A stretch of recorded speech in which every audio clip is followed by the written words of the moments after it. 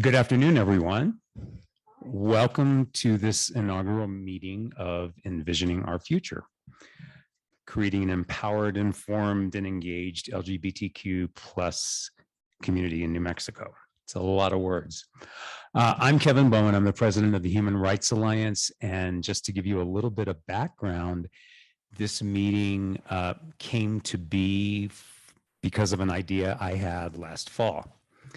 And part of the reason is being new as a not-for-profit board chair in New Mexico and being new to human rights, I didn't have a lot of information. So I thought it would be, and I made some missteps along the way. So I thought it would be a good idea to try to organize everyone together and to have a meeting and then begin a new path. Now that was last fall. Now, since last fall, a lot of things have changed. So before we go any further, why don't we all take a big breath in, like, yes, raise your hands, do whatever you want to do, because today is really a suck-ass day. So yes, we need to do something like this now in this state more than ever, because if you have read anything, and I have a couple of things I have to read you, if you've read anything about the decision that was made and what Justice Thomas said, quoting, he's prepared to go further, writing in concurrence, for that reason, in future cases, we should reconsider all of this court's substantive due process precedents, including Griswold, Lawrence, and Obergefell, because any substantive due process decision is demonstrably erroneous. Folks, these cases are birth control, same-sex marriage, and a number of other items. I never believed in my life, if you had asked me years ago that at the age of 59, I'm now 62, that I would become a human rights activist, but I'm right here. And I don't like what I see is going on and am ready to fight. And keeping us organized and knowing who each other are across the state, in my opinion, is a really important thing. And whatever I can do to help facilitate that in conjunction with the fabulous speakers we have today who have all done amazing work for the LGBTQIA+2 community, I think we need to be in this together. And I look around the room and I'm like, where are all the young people, right? Because I don't want us, no offense to anyone, to get stuck arguing amongst ourselves about pronouns when we have other big problems to assist. And we need to be able to support everyone in this community and take our group, take our power, and move up. I just don't want to get stuck somewhere and then we end up being somewhere we don't want to be. I'm proud of all the work that's been done here. And unfortunately, I have something else I have to read because the governor canceled at the last minute due to this decision. And they asked that I read her statement. If you've not seen it, I'm going to read it now. I hope I don't bore you, but here we are. The moment we have long dreaded has arrived, and our nation will be the worse for it. With this ruling, the Supreme Court has unilaterally thrown out 50 years of judicial precedent and subverted the will of millions of Americans who believe in a woman's right to make her own decision about her body. Today, a new generation of women will be forced to face a future where they cannot seek safe, legal abortions, a future where they must navigate an increasingly draconian patchwork of restrictions to get care, a future where they live in perpetuated fear that they may be required to carry a pregnancy against their will, conceived under horrific circumstances like rape or incest, or that may ask or risk their very life, a future where they fear that their neighbor might report them or their doctors to the police if they attempt to seek care in another state. This opinion is the culmination of decades of careful, Sinister planning by hyperpartisan arch-conservative Republican leaders in DC. For years, they have pushed for cruel restrictions on women at every turn, inhibiting access to contraceptives and forcing them to endure torture during the simple act of walking into an abortion clinic.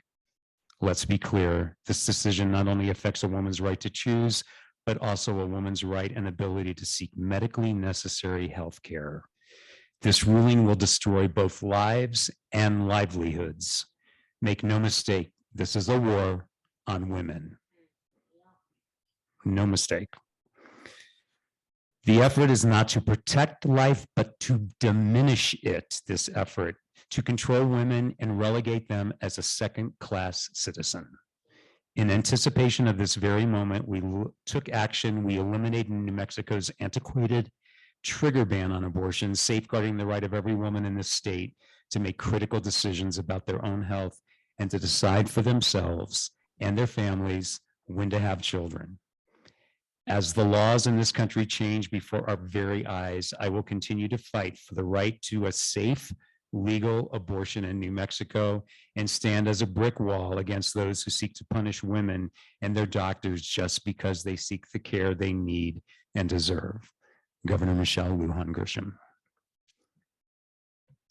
So here we are.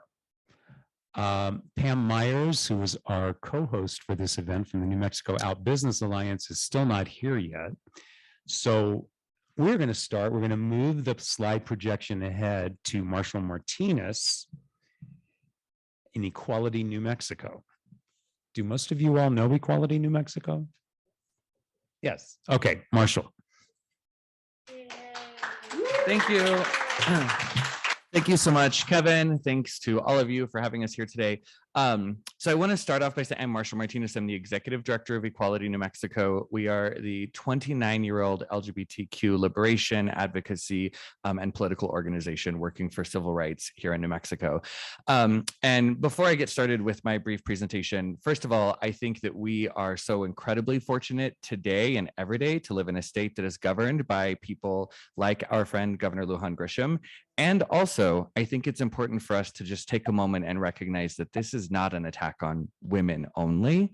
This is an attack on anyone who can get pregnant. And that does not always mean women. And so one of the many things I'm proud that we will do at Equality New Mexico is continuously push people to evolve their language into the world in which we live today and the world we want to build for our siblings and their children in the future. And that means acknowledging that this actually isn't even about abortion. It's about power over each and every aspect of our lives. And we all have to be really clear.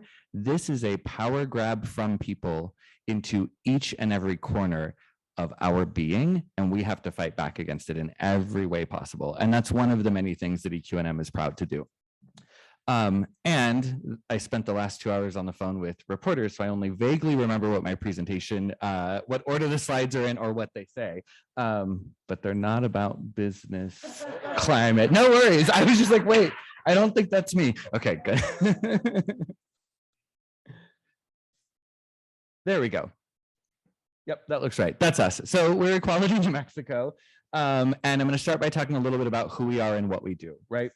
And so we work toward LGBTQ liberation. What we believe that means is that queer and trans folks have the autonomy, the authority, the economic means, and the support from the communities around them to live our lives in the way that we know is best and to thrive. We are really clear at Equality New Mexico. We do not reach liberation via elections. We do not reach liberation via policy changes. Those are important, critical steps to take. We approach them as harm reduction. Liberation for us means that we, each and every one of us, gets to thrive in a community of our choice, living the life that we choose and outlining our destiny for ourselves. And so we will continue to do that work in what some would say, and I'm proud to be called, a bold and radical way, right? And so the next slide, please. Is there a... Yeah. Oh, it's working. I can control it. All right, okay. Let's see if I know how to do this. Perfect. So again, that's me. I'm Marshall Martinez. What we are working on right now is continuously rebuilding a movement. I think a lot of us know that LGBTQ folks, especially after the marriage equality decision, in many communities felt like our work was done, right? We had arrived. A couple of things to be clear about. That marriage equality decision, crucial and important, and did not protect young, brown, and Black, queer, and trans people from violence in their communities. It did not grant us all the access to healthcare that we need. It was much like Roe, it was a floor, not a ceiling.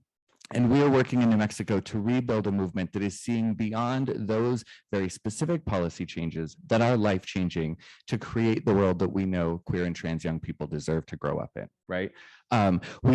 We do that work largely by centering Black, Indigenous, and people of color, and really focusing on rural communities in New Mexico. I think we all know I'm so excited to be in Santa Fe. I almost always, not session, but the rest of the time, love to be in Santa Fe, really enjoy it. I was born and raised in Alamogordo, New Mexico. Let me tell you that when you get off of the I-25 corridor in New Mexico, life is not the same for queer and trans folks as it is in Albuquerque and Santa Fe and even in Las Cruces. And so we're really shifting our organizing priorities to work from a space where we center, hear from, and really push forward the things, the policy changes, the harm reduction, the culture shift that our LGBTQ siblings and friends in rural communities are experiencing and what they need to be able to thrive in the place that they call home. I'm never moving back to Alamogordo, but I should have the choice to do so if I want to. Until they get a gay bar, it's just not going to happen.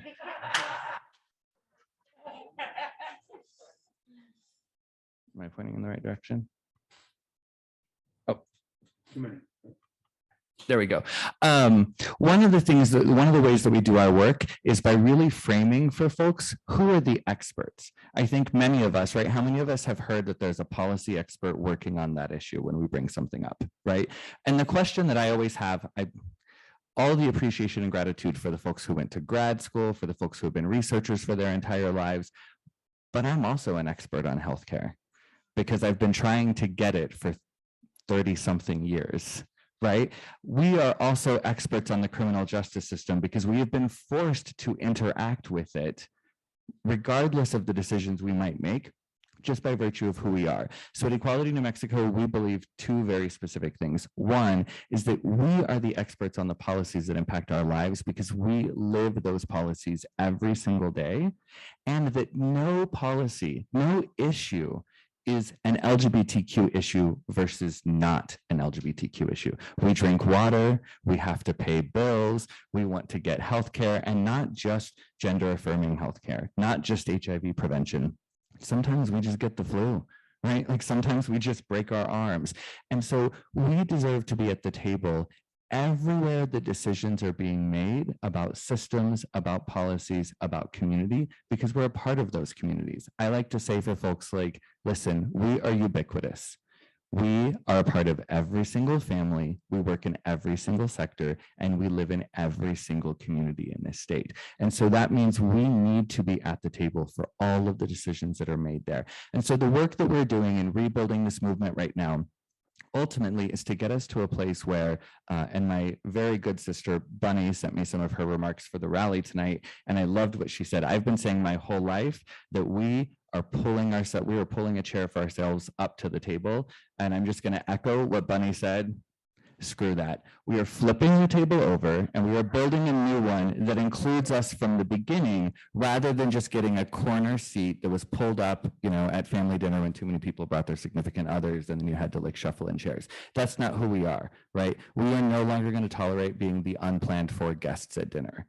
We are going to be included from the beginning of that conversation. And so we're doing our work in an intersectional framework and looking toward a space where the voices of queer and trans folks who are the experts in our lives are included at every single decision-making space.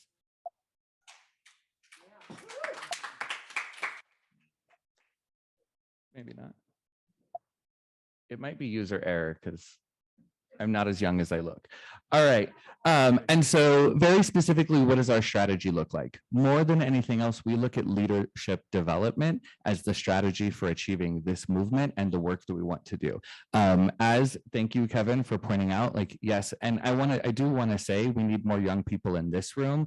Also, I think it's important for us to acknowledge the places where the young people are doing the work, because it might not always just be the space that we're in. Equality New Mexico recently was working very hard to include enfranchisement of 16 and 17-year-old voters. And one of the things that I was sharing with legislators is that all of the major cultural and political movements that are being reinvigorated in this country right now are being led by young people, largely young queer people of color, right? And so they may be in a different space than us, maybe because like we're a little bit boring and they just don't want to be in the same space that we're in, right? But also because they have discovered new strategies, new ways to forge forward in this fight. And so we take leadership development really seriously. We are working in communities across the state to find and engage with especially young queer and trans folks who are already doing work. They're already working on the school board policies, and maybe they're working on the gender policies and pronoun use and name recognition in their schools. But also maybe they're just trying to make sure that they don't have to take 4 years of algebra when what they want to do is study English literature or whatever, right? Like they are doing the work in their communities to make sure that they are safe from violence and crime as queer and trans folks, but just in general for young people, right? And so we're working to find those folks, and then we work to give them the hard organizing skills that we have honed over decades of work so that they understand the way we did this work in the past, and then they have a framework from which to evolve and build the work that they're doing. And so what we ask folks to do in considering joining EQNM, being a part of this active political movement, is considering the ways that your engagement could create a space for you, could ensure that your voice is heard, because like y'all, it can't be me in every room with all of those legislators, right? I mean, as many of them as I love, including the one sitting in this room right now, who's a dear friend, but I don't always want to be in the room with all 112 of them. So we need some of y'all to come be a part of those conversations, engage with our organization, right? And then take the opportunity to work with some of these young folks who are leading. They have as much to teach us as we have to teach them about this movement, about the way we do this work, and about what defining success is, right? Because at the end of the day, I believe strongly that we shouldn't be fighting the fight that has been dictated to us by our enemies, and we will not measure our success, we will not measure our goals based on what they have set out for us. We have to measure our own goals, create our own successes, and then find the time and space to celebrate. And if there's anything I've learned from the young people that I've worked with since I wasn't young, it is that they are absolutely unrelenting in taking time and space to celebrate small victories and celebrate our resilience in the face of all of the oppressions. Because even prior to this decision, right? Even prior to the sweeping anti-LGBTQ youth laws that took hold in the last couple of years, like, let's be clear, we were never thriving as queer and trans folks. We never reached our liberation, right? I've heard a lot of folks talk about being reverted back to second-class citizenship. Like, I don't know what it was like to be a first-class citizen in this country to begin with. I'm somebody with a Latino last name with very dark-skinned relatives who lived 20 miles from a border patrol station, right? Those are the realities in so many of our communities. And so what I've learned and what we are trying to do at EQNM is make sure that we always hold space to celebrate our resilience so that we can continue forward in this fight, because we're not robots and we can't just keep going unendingly, despite the amount of cigarettes and Red Bull that some of us consume in order to try to do so. It's just not working, right? So that's a little bit about EQNM, and yeah, and I'm happy to have more conversation with folks about our organization and the work we're doing. Thank you, Kevin.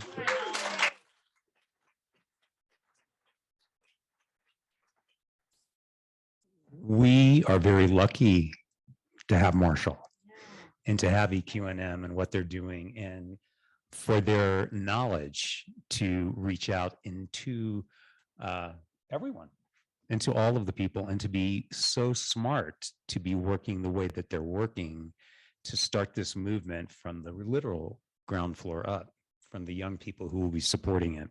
So thank you. Next, because Pam is still not here yet, if Adrien Lawyer wouldn't mind coming up, and we're going to have to skip ahead.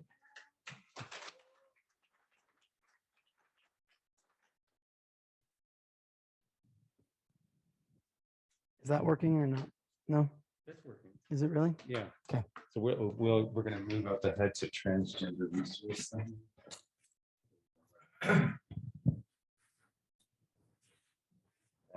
There we go. Because I got to have control over the slides, y'all. If I have to go stand over there, I'm doing it. I don't care. I'm not having it. Okay. So yeah, my name's Adrien Lawyer, and oh, hi. Hi. My name's Adrien Lawyer, and I use he pronouns. I am currently the Executive Director of Advocacy and Development, and I'm one of the co-founders of the Transgender Resource Center of New Mexico. So my really close friend, no, see, no, it doesn't. There we go.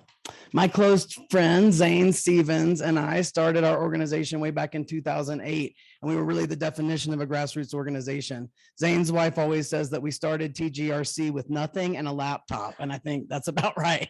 Now we're a really sizable statewide organization that engages in a really robust combination of services, advocacy, and education to help trans and non-binary people throughout our state, and we're really serious about being the Transgender Resource Center of New Mexico, not the Transgender Resource Center of Albuquerque. I think people have that misconception, but it doesn't come from us because we are engaging in services all around the state. You can contact us through our website, through our telephone, lots of different methods that you can reach out to us and get help. There's actually a request for help form on our website.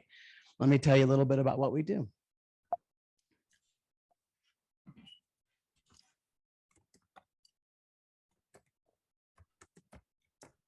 Yeah, so when we say direct services in the nonprofit world, what we really mean is helping people, right? So we do all of these things, not just throughout New Mexico, but actually throughout the Southwestern region, because to our great dismay, there is not a Transgender Resource Center of Colorado. There is not a Transgender Resource Center of Arizona. There is not a Transgender Resource Center of Texas. There are transgender activists doing amazing work in all of those places. There are transgender people helping each other and trying to change things all around us. But in terms of this kind of a structure and the breadth and scope of what we're doing, there's nothing remotely like us anywhere within a 500-mile radius. So we do these things for whoever tries to contact us, whether they're in Durango or El Paso or Deming, right? We're just trying to help folks with all this stuff, changing their name, getting their identity documents or updating their identity documents. We do a lot of emergency financial assistance for people, information and referrals, including we have a provider directory on our website. So 24 hours a day, people can go to the website and search by keyword or location for trans inclusive, trans affirming providers and businesses near them here in our state. Trans specific items, people sometimes don't know what that means, but sometimes trans people need different things like wigs or special kinds of underwear or an item called a gaff. But the most common request that we get is for what's called a binder. That's a compression undergarment that people wear to flatten and compress the chest.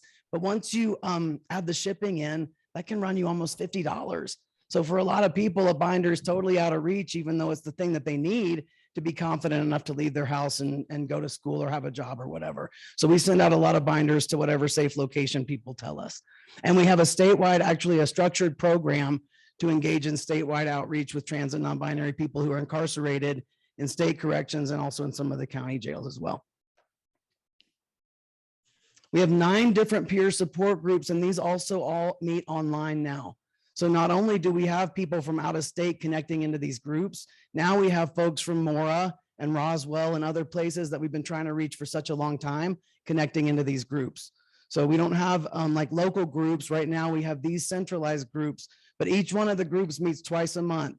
Once a month they meet in person in Albuquerque. Once a month they meet only on Zoom.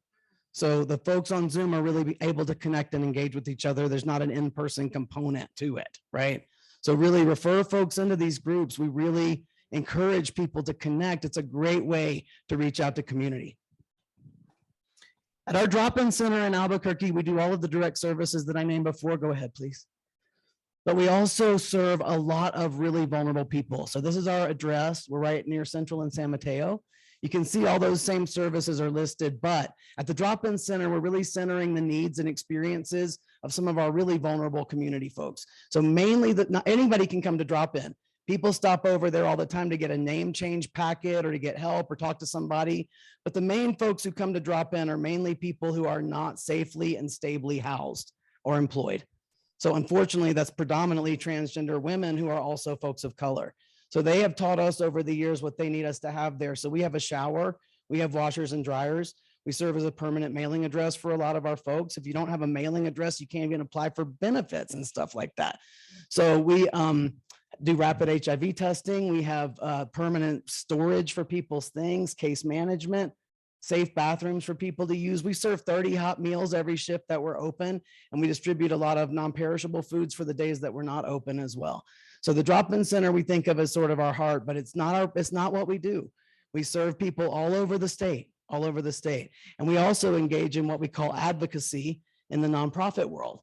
And food access, I know, seriously, y'all, it's a huge thing, right? So the food distribution at the center, we give it its own slide because it's just such a big deal, but go ahead. So advocacy in the nonprofit world means policy work, right? We advocate for people. We are advocates all the time. But when we say that in 501 land, it means policy and legislative work, and we do all of that.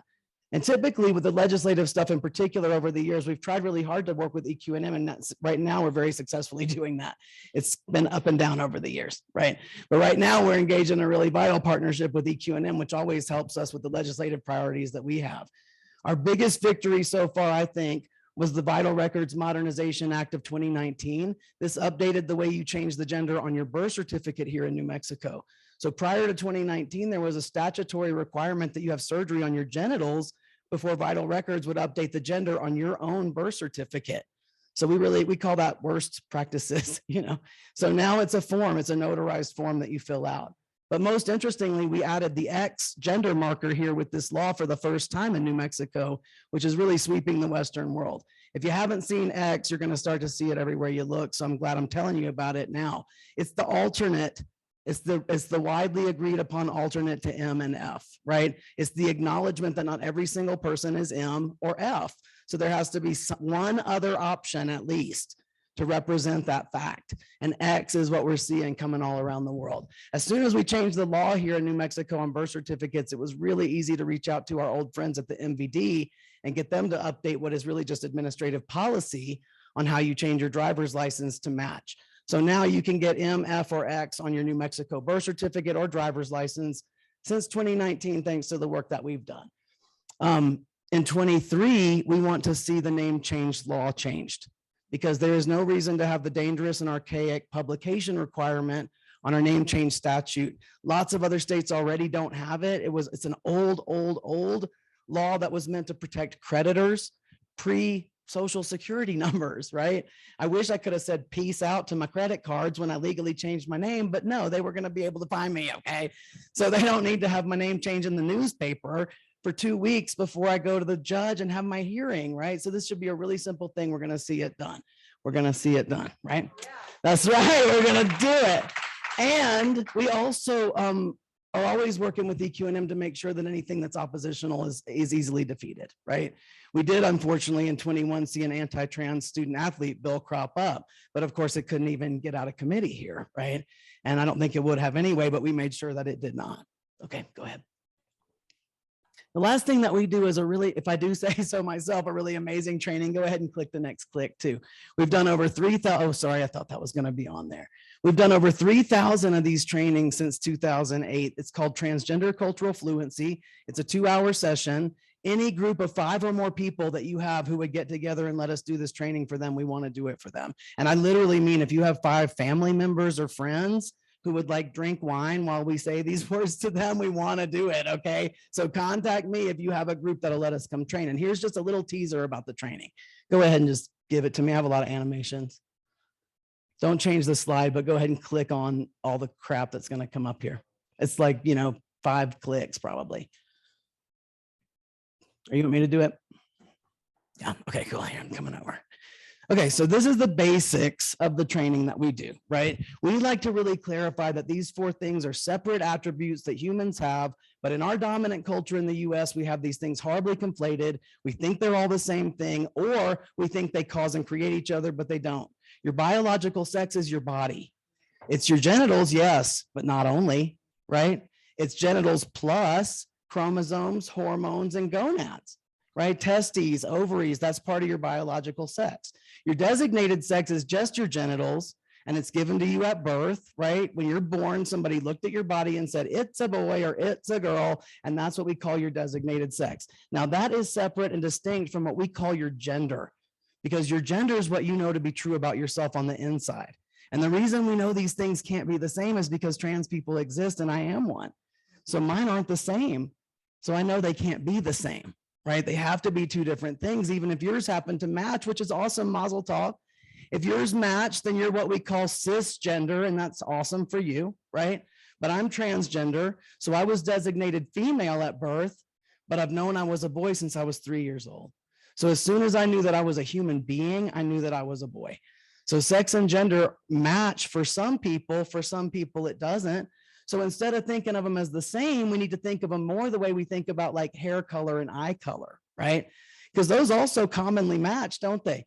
All around the world, most people have brown and brown, right? Anywhere you go in Santa Fe, I bet more than half of the people have brown and brown, but some of us don't. I have brown hair, but I have blue eyes, and nobody cares, right? I've never had a single person come to me and be like, oh, that's horrible, right? You have to get some brown contact lenses right this second.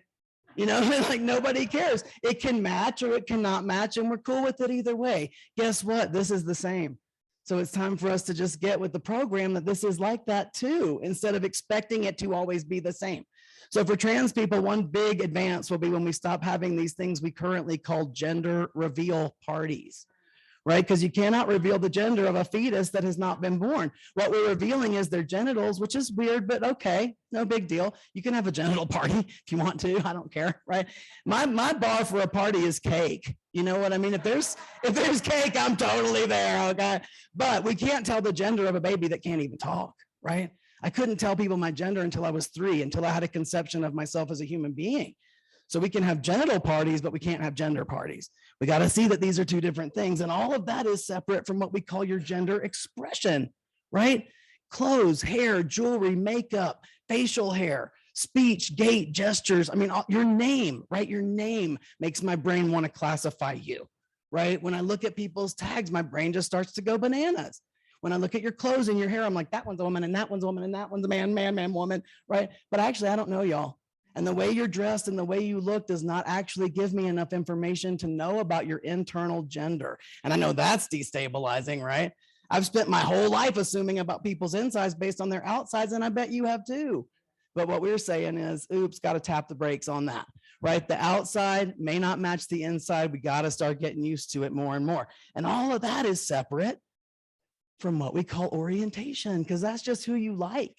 Right? I've told y'all that I'm what we call a transgender man, but am I gay? Am I straight? Am I bisexual? You don't know, because I have not told you that, right? LGBT, I think, makes it confusing to people, even us, right? We're like LGBT, baba bee boo, baba da bee. And the straight people are like, I do not know what that is, but it's just all that gay stuff over there. And we're like, well, not really, right? Some trans people are gay, but all trans people couldn't be gay. How would that make any sense? No, right? Two separate things. Okay. Here's how we actually visualize it. So literally look up here and think about yourself, okay, just for 1 second. My designated sex at birth was female. So my dot goes right there, right? But my gender is male. So my dot goes way on the other side for that circle right here. And I'm too short because I'm trans. So I can't really point to my dot for gender expression, but it goes right about there in my opinion. I'm pretty stereotypically masculine, but not all the way, right? I'm not wrapped up in it. I'm not hung up on it, right? Now, not even touching is my orientation. And look how this can only be based on how the other person looks, because I can't be attracted to you based on your designated sex at birth. How would I even know what that is?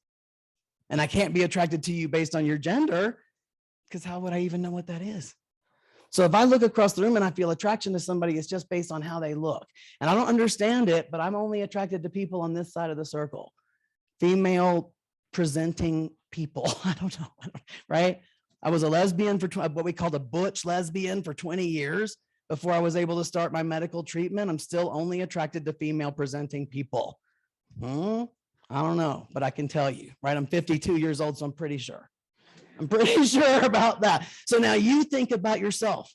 Before I move this slide real quickly, look up here and put your dots in your mind.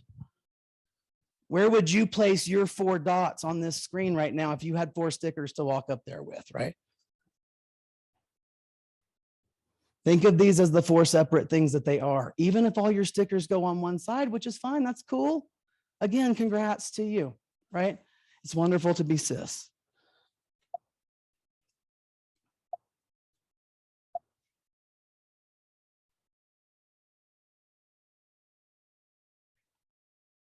All right, so the word transgender right now just means if your sex and gender don't match.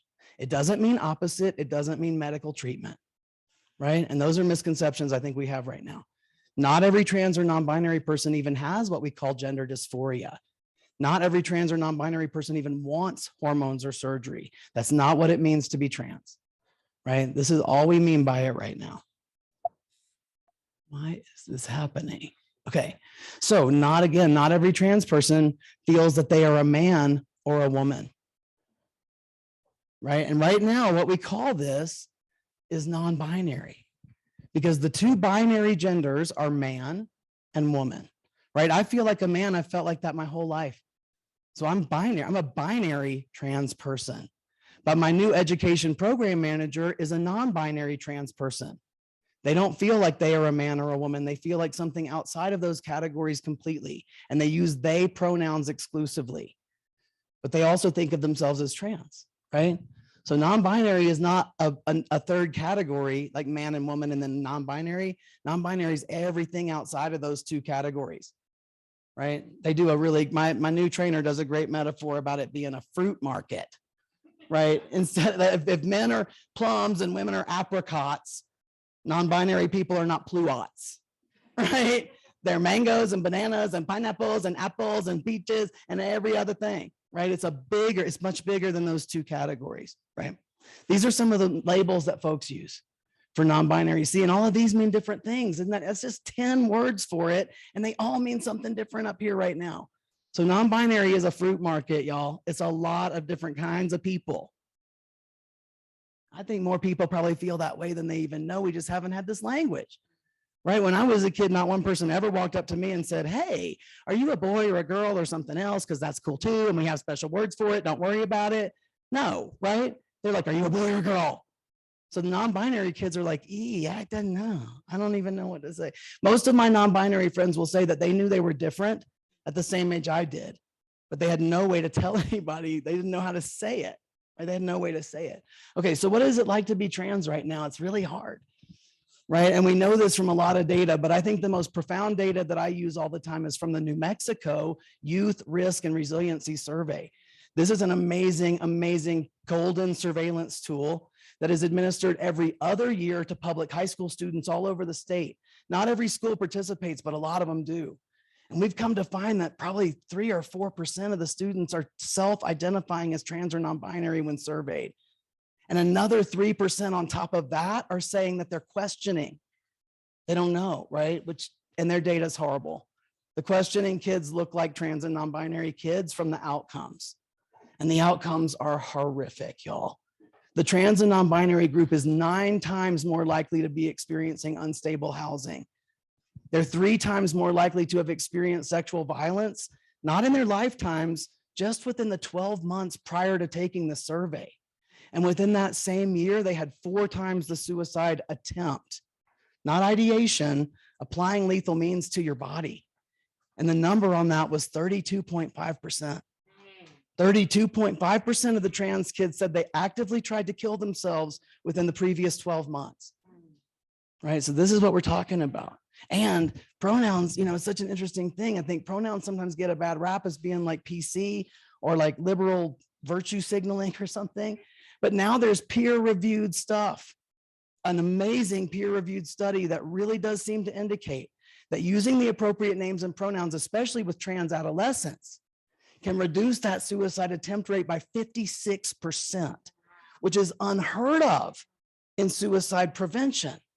So when somebody tells you their name and pronouns, just do it. I mean, come on. If your friend got married, would you be like, well, I don't care. I don't want to call you that. Your name's always been Goldwyn to me, so you're just going to keep on being Goldwyn, even though now her new name is Smith. You would never do that, right? If people tell you their names and pronouns, they're trusting you. They're putting it in your hands, right? It's not PC. It's the most basic form of respect. This year, because it's a little bit more than last year, has been the record-breaking year for anti-trans legislation. These laws all around the country don't target trans people, they target trans kids almost uniformly, and they seek to limit access to health care and to full participation in your school community. So what can you do, right? Learn. Take every opportunity to learn. Call us so we can train your workplace, your family, your friends, your faith community. Call TGRC. If you want to be part of the advocacy work in our state, I would say join our mailing list and Marshall's, both. We don't send out a lot of email, either one of our organizations. It's not excessive, I promise you, but we will always let you know when it's time to email your legislator about whatever's going on in the session that's coming up soon, right? So join our mailing list today. Just go on the websites and join. It's at the bottom of the page. You will be getting all the updates you need to be an advocate for trans and non-binary people and LGBT people if you get on both lists, right? Not that trans people aren't LGBT people, we know this, right? All the ways that you can help out.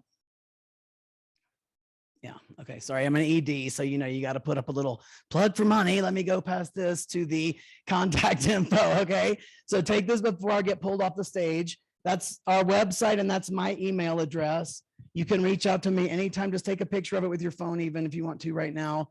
Reach out to us for any reason. If you need any kind of help, if somebody you know needs help, if you want a training, please reach out. We're so happy to hear from anybody after today. Thank you so, so much. So happy to be here.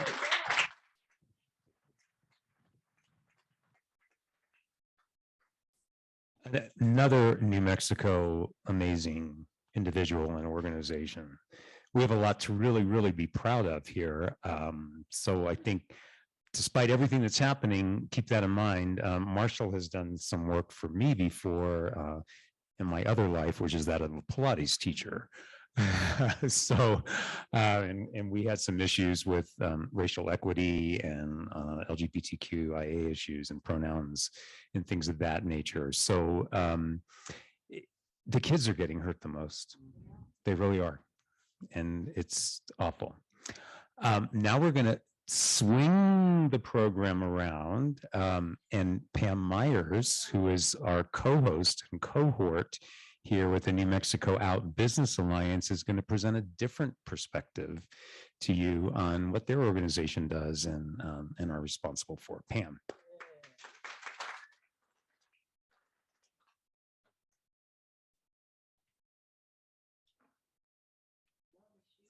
Thank you. They're the business one. That's right. No, keep The going. next one. There we go. All right. First of all, thank you, Kevin. Can everybody hear me? Thank you, Kevin, for. You can hold it. Just share. Just go full share. Thank you, Kevin, and your team for organizing this event today. This is terrific. I really appreciate it. Somebody really recently asked me if I thought there was still a need for gay bars and gay chambers and gay organizations. And I really believe that there is. And I think that the Supreme Court backs up that vision that with their decision that they made yesterday.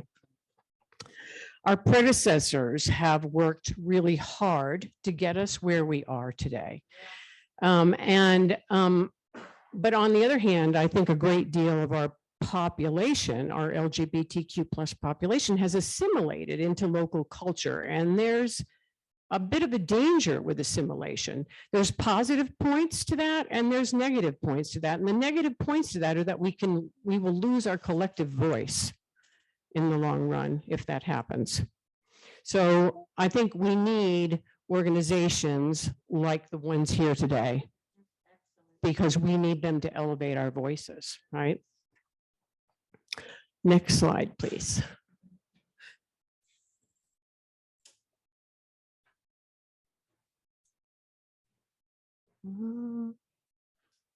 Okay. So our LGBTQ plus community adds 1.7 trillion to our US economy daily. That's annually, that's a big number. In 2020, we created 33,000 jobs with an estimated revenue of $2 million annually. Our total population in New Mexico is at 85,000. As some of you may know, on average per state, it's generally about 10%. That makes us 4% in New Mexico. We have 47,000 queer people in the workforce in New Mexico. And our community, and this is a good one, our community is the fastest growing minority segment in the United States. Yeah, that's something to be proud of.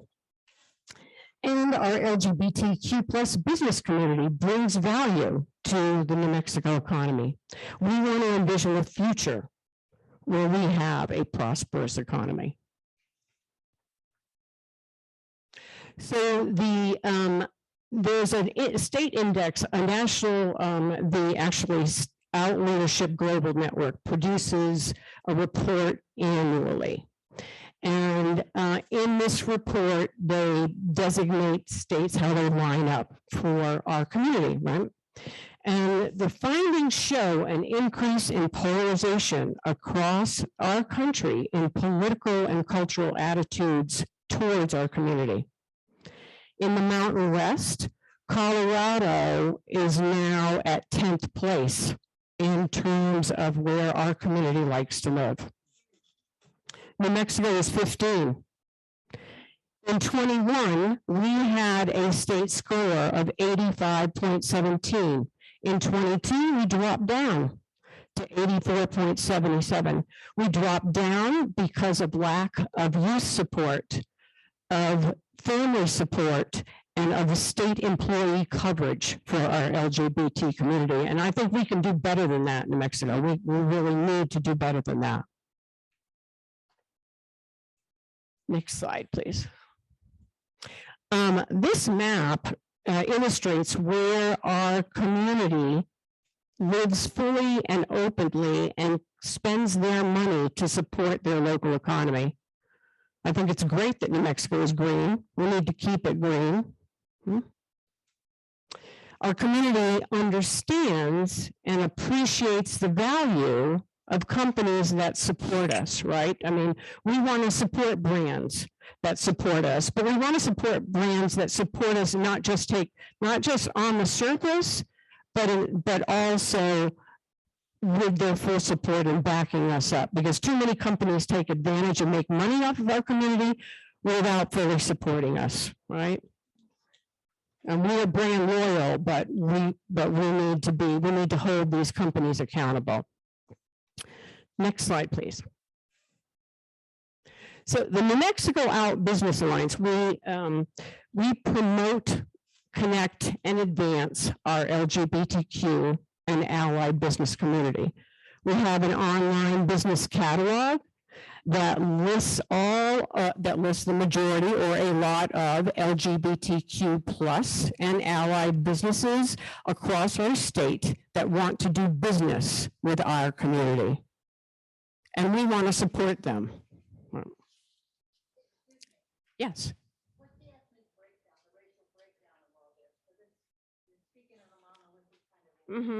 Help me understand your question a little better. Like,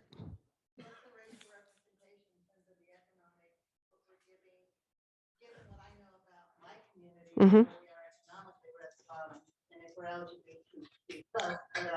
don't know if you have that in your paper. I'm just curious. I'd have to go look that up. I don't know that off the top of my head, actually, or I'm not maybe understanding clearly what you're asking.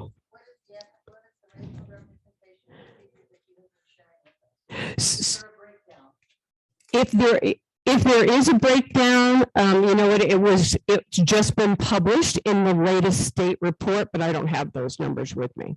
But it is available online, and if you want to reach out to me, I'm happy to email that to you as well. Next slide, please. We also have a community calendar. Our calendar lists events happening across our state that are run by LGBTQ plus organizations, no matter what they are. That we try and keep that updated so that everybody can go there and know that this information is correct. And if you have information that you want us to put on the calendar, then all you have to do is share it on our website. There's a button on our website that says share.me, and it goes directly to our admin who puts it up on our calendar and puts it in our newsletters. Next slide, please. We promote, the New Mexico Business Alliance promotes our members through education, networking, mentorship, business training, diversity training, which we do through Transgender Resource Center. Thank you, Adrien. And LGBT BE certification. We connect queer-owned and allied businesses in our state and try and work to help all businesses prosper.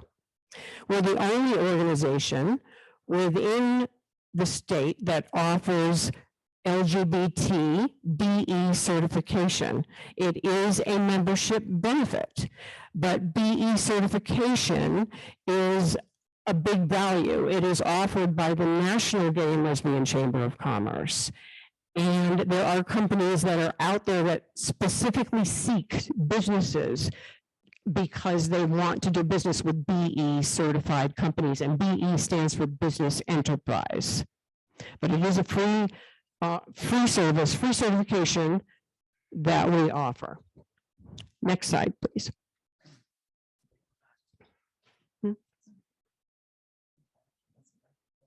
Oh, I'm sorry. Yeah. Hi. Yeah, we do all different kinds of mentorship. So if you are a startup, then we can apply you, connect you with a mentor that will help get you through the steps that you need to follow or that you could follow for, to start up.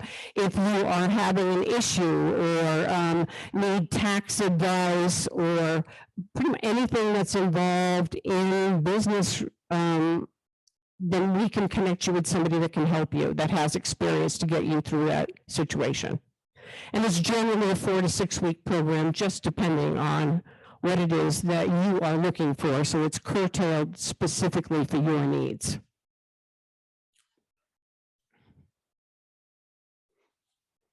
We need organizations, again, like the ones that are represented here today, because we need to have our collective voices be heard and stand out. So we hope you will join us and support us because we need your voices. So thank you so much.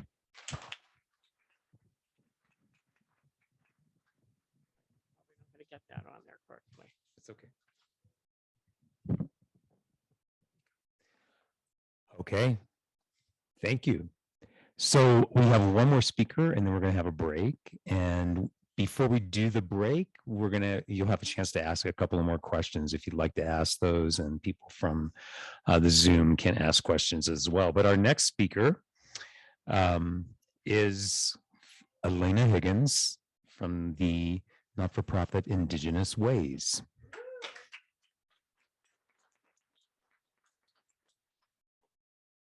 Thank you, Kevin. Just before I start, I want to acknowledge the traditional, our ancestors and traditional caretakers of these lands, Oge, Pua, Wingay, here in Santa Fe. Ko Elena tuku ingoa, ko Aotearoa ho, ko Ngāpui e rere ahua, e Māori Samoan. So greetings, my name is Elena Higgins. It's an honor to be with you all this afternoon.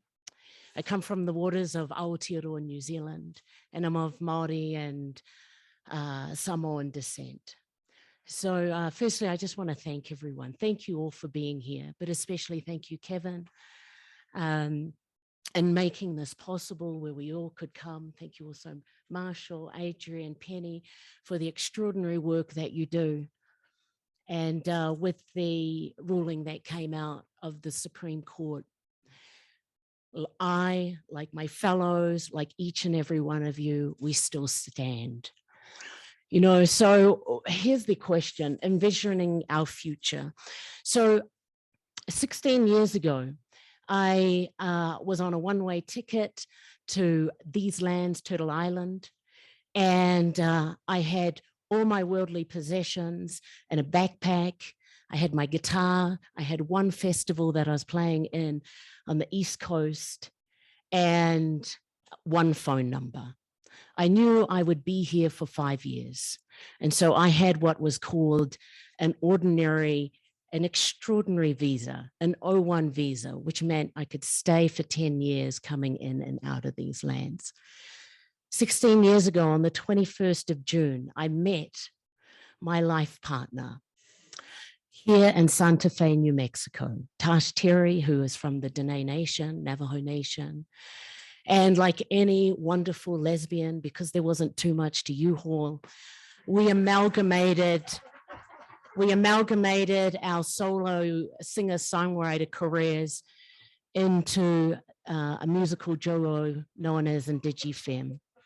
And we've been very, very honored for these years, not only traveling internationally, nationally, performing in many, many spaces. And in that time, we've been able to garnish many awards, not only internationally, but nationally and also state. Around 2007, people in the audiences would say, have you got a nonprofit? And we'd look at each other and say, what the hell's a nonprofit? And so, filled with love and determination, we started what is now known as Indigenous Ways. We're the co-founders.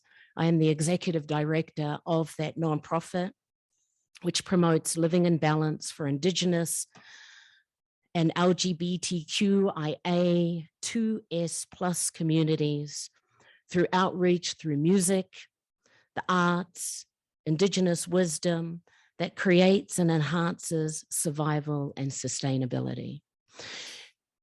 The last two words, survival and sustainability. I stand here today on the shoulders of many who have sacrificed and gone to any length so I can be here.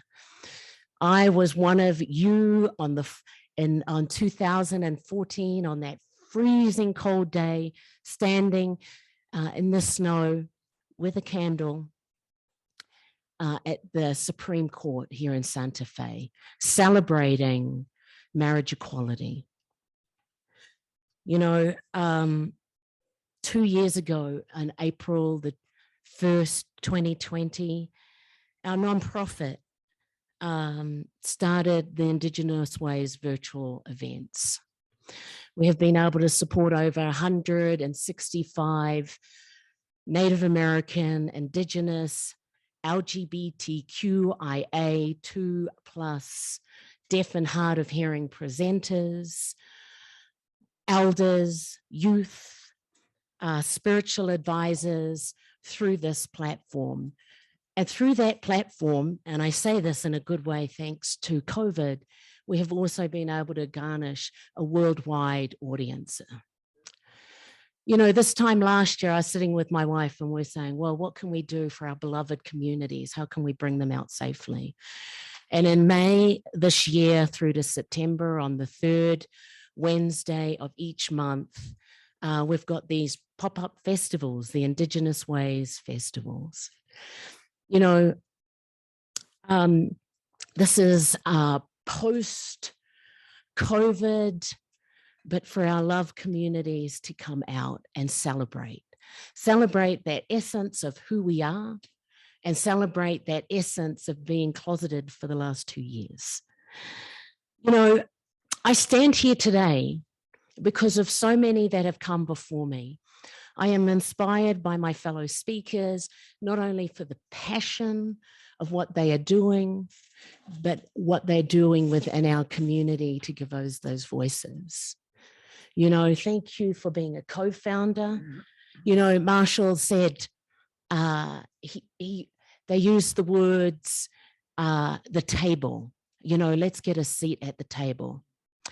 And then it was a fellow that reminded Marshall that let's freaking make our own table. Now, probably one of the greatest things that has ever happened to me is that sense of rejection, whether that be rejection as a person of color, as a lesbian, as a two-spirit. But you know, that's never stopped me. And so when we're talking about envisioning your future or my future, our future, the question really remains is, what am I willing to do? What am I willing to do for the better great of our community? You know, we knew this ruling was going to come out today. And, you know, when it did come out, I was shocked. I had no words, probably like any of you. But I also know there are many fires that are burning. And those fires are from our individuals, our collectives who are doing extraordinary things so my voice can be counted. So these small things that I do and my wife does within Indigenous ways, it is only possible because of our beloved communities, whether that be the support, our volunteers. In May 2020, through the platform of the Indigenous Ways virtual events, we were talking about relief runs because my wife is from the Navajo Nation. We've been able to do over 21 relief runs to remote areas in Arizona on the Navajo Nation, as well as 8 deaf and hard of hearing relief runs, the food, putting a food up there. We've been able to, through the platform, raise over $200,000 with online and in-kind donations. Now that was possible because of all of you. And it was also possible because it was something that we believed in. You know, thank you for the Transgender resource in New Mexico, and knowing that you're a co-founder, but also hearing what you've been doing. It simply comes from a seed of passion. And it is not only coming from a seed of passion because it needs to be done. So when I think about envisioning our future, I don't know what's going to happen tomorrow. But what I do know is I am standing before you right now because of the incredible gifts and passion of people that have come before me to give me the rights that I have. You know, because I was able to marry in 2014, it also led me to a path of citizenship, my 3rd citizenship, which meant I could also vote.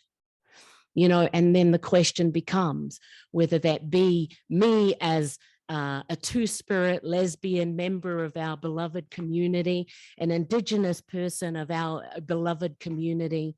What am I willing to do to keep them? You know, what am I willing to do? So when we look at envisioning for our future, I'll flip the table. And the table simply is this. What lengths are you willing to go for our beloved community? Thank you.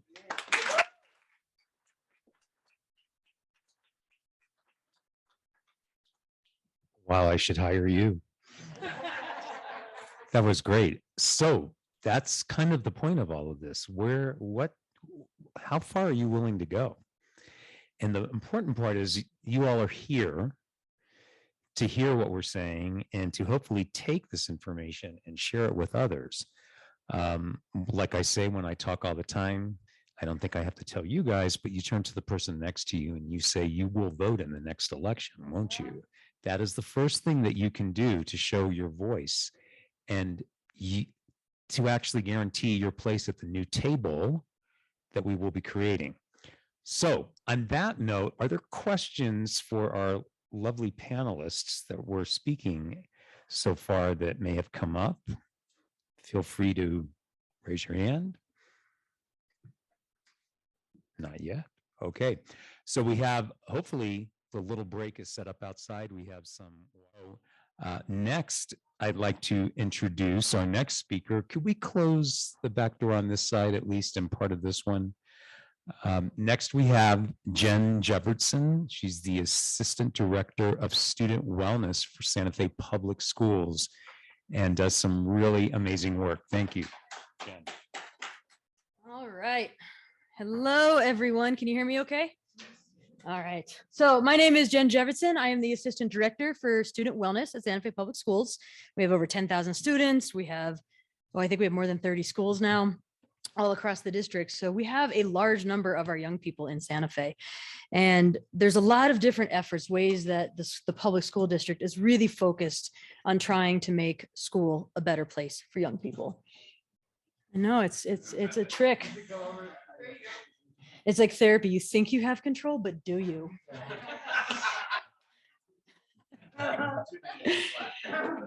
So before I know too many of us did laugh. So before I dive in, I just want you to imagine what it might be like, because I'm going to guess that for most of us, this was not the case. It was not the case for me. I'm in my 40s and school was not a great place to be out or queer. So I wasn't out. I was definitely queer, but I wasn't out. And there was a lot of things that didn't go well. But I want you to imagine a place where a young person gets to wake up in the morning, be excited to go to school. Maybe they're worried about a math test, but they're not worried about if they're going to get called the right name. They get to wear whatever they want to wear. They get to go to school. People are seeing them, like really seeing them. They call them the right name. They call them the right pronoun. They don't have to think, is it okay to take so-and-so to the dance because we're the same gender? Is that going to be okay? Are they going to be allowed? Am I going to be allowed to go to this person's house because they have two moms? What if they didn't have to think about that? What if they got to just show up, struggle through math, excel through math, right? What if they just got to be? And that's what we're trying to create, a place where students can just come and be, and they get to be their true authentic selves. They get to just really blossom at school and feel supported and feel seen and feel included, because we know that when that happens, our students do better. We all do better. As adults, when we feel seen, we do much better. And so we really want our schools to be a place where young people not just survive, but actually thrive. So I have kind of three chunks. Oh, it's cutting off at the bottom too. Okay. You might have to read for me what the bottom one is. I think that might be the last one. So here are some ways that I'm not good at standing still. Here are some ways that we try to do some tangible things to make things better for students. So the first one is we have a Safe Zones program. It's been informally going on since before 2005, but it's been formally in existence since 2011. And it's mostly for Santa Fe Public Schools, but we actually do trainings for all other charter schools, private schools, et cetera. We welcome them in. So we're really thinking of it as schools in Santa Fe, even though it's centered at Santa Fe Public Schools. And through that, we actually train staff, and then they put up the sign saying that there are safe zones with explanation about what that is in both English and Spanish, so that our students know about that. We also provide consultation and support. So when a classroom teacher, this year I got more calls from 5th and 6th grade teachers with students having arguments about pronouns, where someone would say, my pronoun is they, and another kid is saying, my mom says there's only two pronouns, she and he. There's only two genders. And so the teachers are like, ooh, I'm not ready to have this sophisticated of a conversation in 5th grade. So I either consult with them, I come in and I work with the students, but we provide a lot of consult for when the teachers or the kids get to the edge of struggling with how to, explain that and grappling with that. So we help them through that. And we do a ton of staff professional development and trainings around that. And it focuses bigger than just looking at queer and trans issues. It, of course, is centered around that, but we're also talking about bias. We're also talking about oppression. We're talking about school push out and supporting students with disabilities. So we really try to make sure we're giving staff a broad experience of professional development, because our students don't just carry around one identity. They have multiple identities that they have at all times, whether or not we see it, whether or not we know it. So then we have some pieces around our policy. I was really pleased to be working, Adrien and I worked on it together too, on the transgender policy, and they passed around the same time in Albuquerque and Santa Fe. Albuquerque calls it a procedural directive. We call it administrative regulation. Essentially, there's a Board of Education policy that says we do not discriminate. And it does list some enumerated classes that are important to point out. And then we have this whole entire other document that for me is the real meat of the policy. And that's the administrative regulation. So we say, okay, we're not going to discriminate against our trans and non-binary students. What do we have to do to not do that? And so it outlines, here's what you do.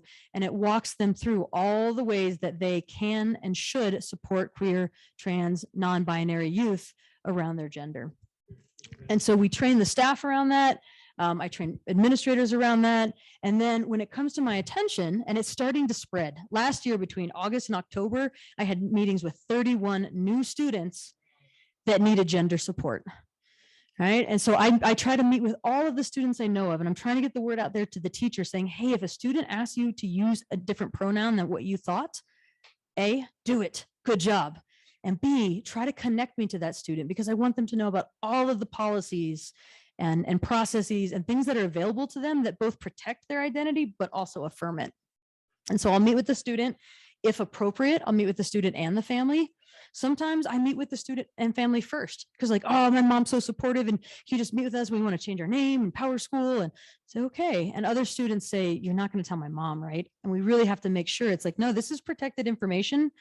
If you're being hurt is the only time I have to call CYFD, and we're all mandated reporters here in the state.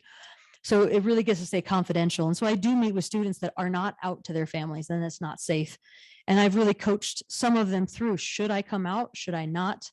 What do I need to be ready for? When should I time it? So I provide any kind of support that they need essentially.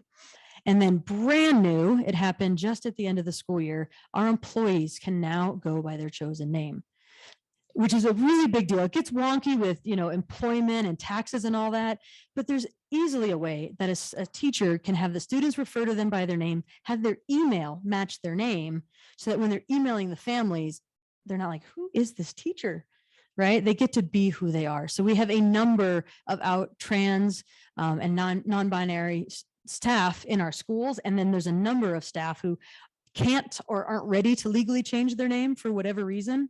But they're able to at least go by the name they want to go by. And so that's been a big game changer for some of our staff.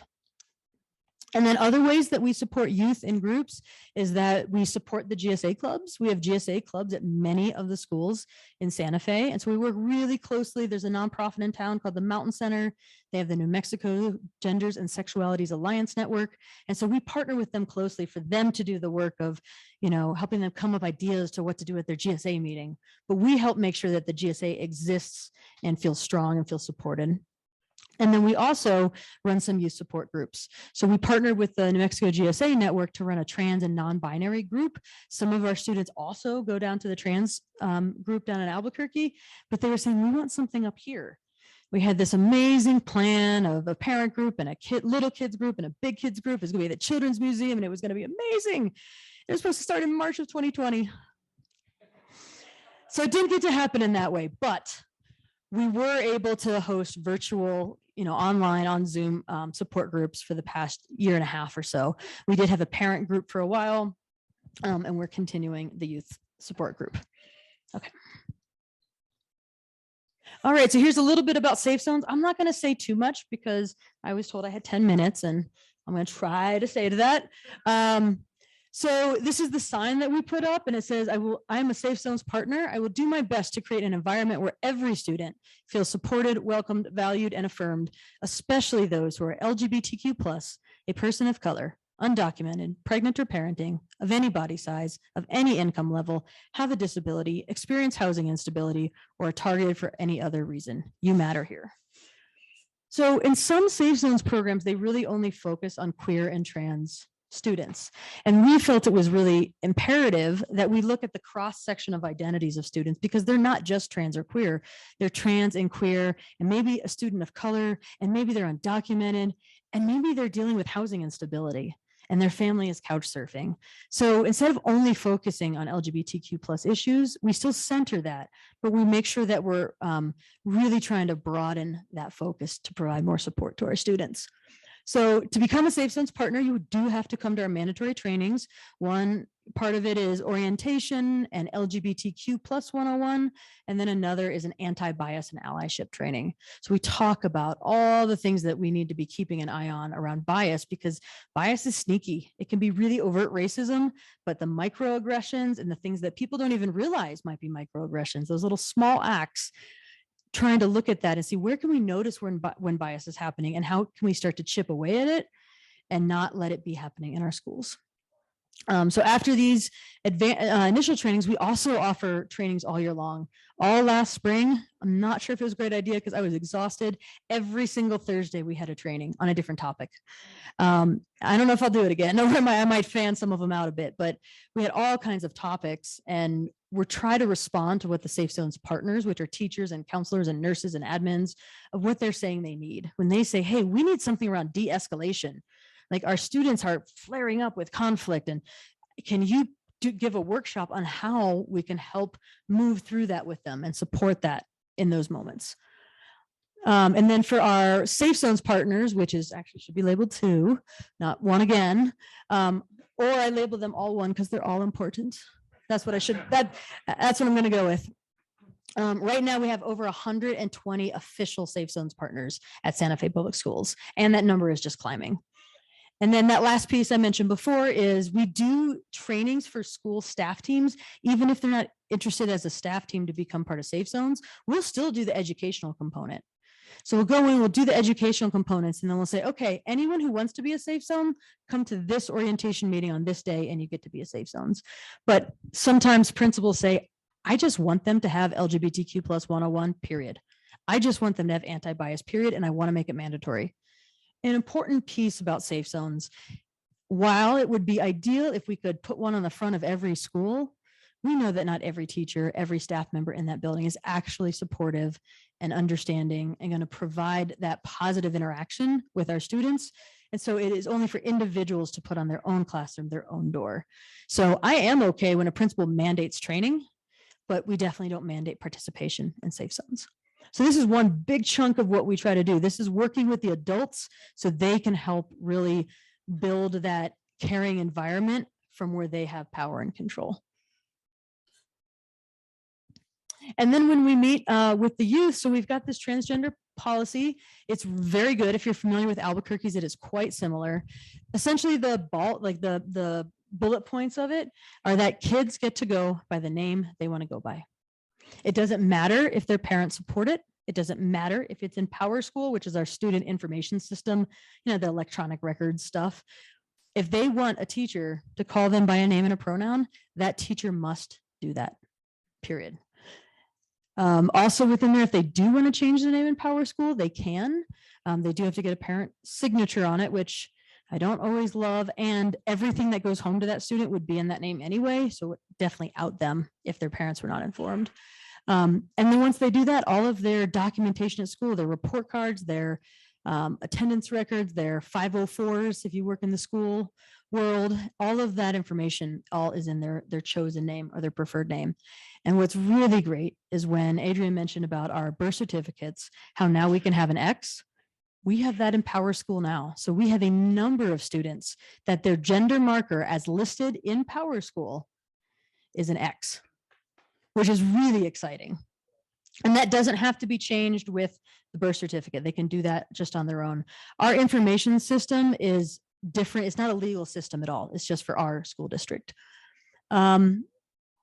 What else is in there? Also, students get to use the bathroom of their peers as listed in gender, as their gender markers listed in Power School. So a trans boy who has an M for a gender marker in Power School gets to use the boys' bathroom. A trans girl who has an F in Power School, she gets to use the girls' bathroom. A student who has an X gets to use either a gender neutral bathroom, or they can still use the restroom that matches their sex assigned at birth. And then any student gets to use a gender neutral bathroom if they're uncomfortable, which also means, and this was a really important piece that the legal counsel who was on board at the time when this passed, well, what if another parent comes and says, I don't want my kid using the bathroom with that kid? We say, okay, no problem. Your child may go over and use this other gender neutral restroom. Go ahead.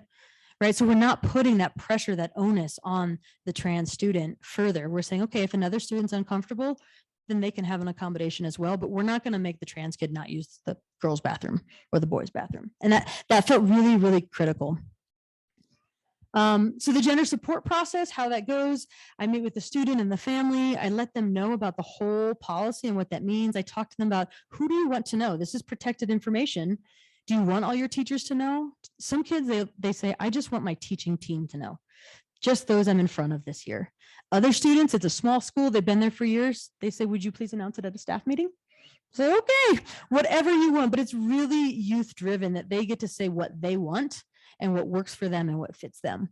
And so we talk about that confidentiality, that disclosure, and help them think that out. And that's the choice piece. Some students cannot wait to use the bathroom of their peers, and other students are like, are you kidding me?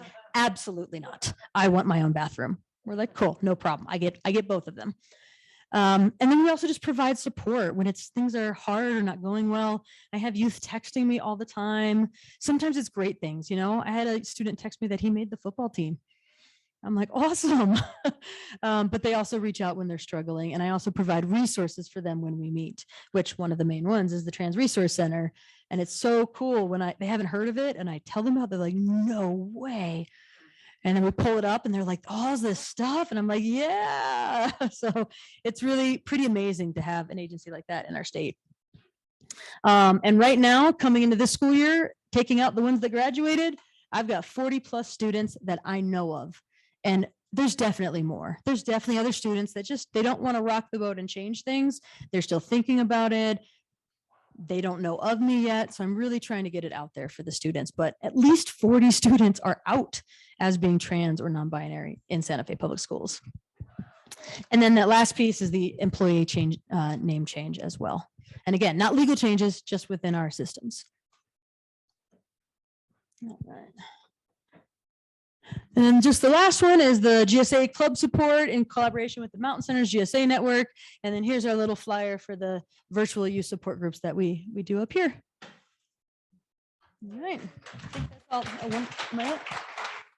Perfect. And there's my contact info. If you need to contact me, email is a great way to reach me. So thank you all so much. Oh, questions now? Okay. Yes.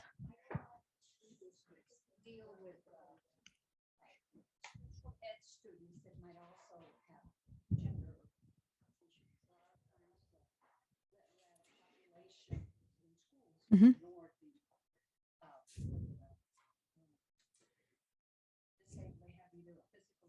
Yep.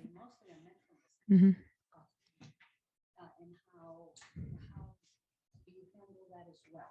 We do. So the question was about special education students around gender support. And there's kind of two edges of that. Sometimes there is a trans student who is in that same circle with other special ed students. And sometimes those other students, because their brains might work a little bit differently, it's different for them to try to conceptualize what that means and what that's like. And then there's also the situation where you have a trans student, a non-binary student in the special ed group, and they're trying to figure out how to tell everyone else or how to be supported, or it comes up. Really, we follow a very similar process with more care and more. Everything is so decided by student choice. And so it's really individual anyway. And so it's just a little more carefully individual. And I bring in other experts from our special ed department to help me handle this right. Because there are so many different ways that our students have different disabilities that they're living with in the schools. And so it's really a case-by-case basis, but they're absolutely part of this policy, absolutely supported as part of it. And I've even gone in and done like little mini presentations to special ed classrooms. So we just make it really developmentally appropriate for the group that's in front of us. That kind of answered your question. Thanks for the presentation. I wanted to dig in a bit more on intersectionality. Uh-huh. I'm just curious, since you've got the safe zones or safe spaces intersectionality lens, have you found more students and or teachers are welcoming of multiple forms of bias, and have you more data come forward, more resources be put forward? The data resources is tricky. Sometimes it follows different national trends. You know, when the Black Lives Matters marches and protests were really front and center a couple of years ago, you know, that was filtering into the schools more. What I do know is that more staff are talking about being culturally relevant, which I think is better than saying culturally competent, because I will never be competent about another ethnicity's culture. I just won't. I can do my best to learn it and understand it and take it in consideration and be mindful. And I can do all of that work, but am I going to be competent? I don't know. So culturally relevant work. So more and more teachers are talking about that piece and talking about that piece with their students, which is really important. And Wendy's up next, and she'll probably have a little bit to connect to that. I don't want to give a spoiler alert, but she'll probably hint a little bit about some of that when it comes to curriculum. So staff, students are talking about things more. When things happen, our office has been trying to push out information and support so that teachers know some ideas of how to talk about current events that might have happened. And then now I'm showing up at my classroom Monday morning, and maybe the kids know more about it than me. How do I have this conversation? So we are seeing more openness to look at bias, more openness to call things out as racist or homophobic or sexist. And it's kind of like turning a giant, like the Titanic, you know, like trying to get it to turn. It's like we're turning, but we're still turning. We're going to be turning for a little while. But I feel like the openness is there. And for me, that feels so key because, you know, you can bang on a door all you want. And if they're not going to open it or crack it, you're not going to get through. But I feel like the door is opening. And so we still have work to do, but I think it's coming along. Thank you, Ken. Are there other similar programs in the state Mhm. school districts other than Santa Fe? There are. Albuquerque Public Schools has a Safe Zones program. I don't know if you want to add much about them. They tend to focus a little more on LGBTQ specific, and they have a little bit of a different layout to their program, but also very similar. And then I know Las Cruces has been trying to get one going. Does anyone know where Safe Zones is at in Las Cruces? I know I presented it to their school board like 6 years ago and it was starting to go, and then it went like this. And so I don't know if it's ever gotten off the ground, but hopefully it will soon. Yeah. They just finally passed a trans policy, but it was really a CYA for the district policy, Ah. not for the kids at all. Dang. So I don't know. We thought things were kind of going better, and then that was really disheartening when we saw the policy. So I don't know. Got it. Work to do still down there. And safe zones are all around the country, by the way. They really became popular in the 90s at colleges. They often were just a rainbow or an upside down pink triangle. And it was ways that professors would say, hey, maybe you can't tell just by looking at me, but I'm here to support you. And what we know about schools that have GSAs, schools that have safe zones, even if the student doesn't participate, it helps that student feel safer and more connected to school. So it really helps all students. For me, I at least went and got math tutoring, like having that little sign up. I was like, all right, fine. I was a math major, which is why I say math all the time. Let me rephrase. I started as a math major. And as my father says, I got my master's in camping, which is kind of true. I do. I have a degree in adventure education, which is just you like teaching through different methods, really. And so having those signs up can really improve the school climate, even if the student doesn't come to them saying, I have a problem, will you help me? Just by seeing that and that person is role modeling, it's really powerful. It's really clear. Hi, nice name.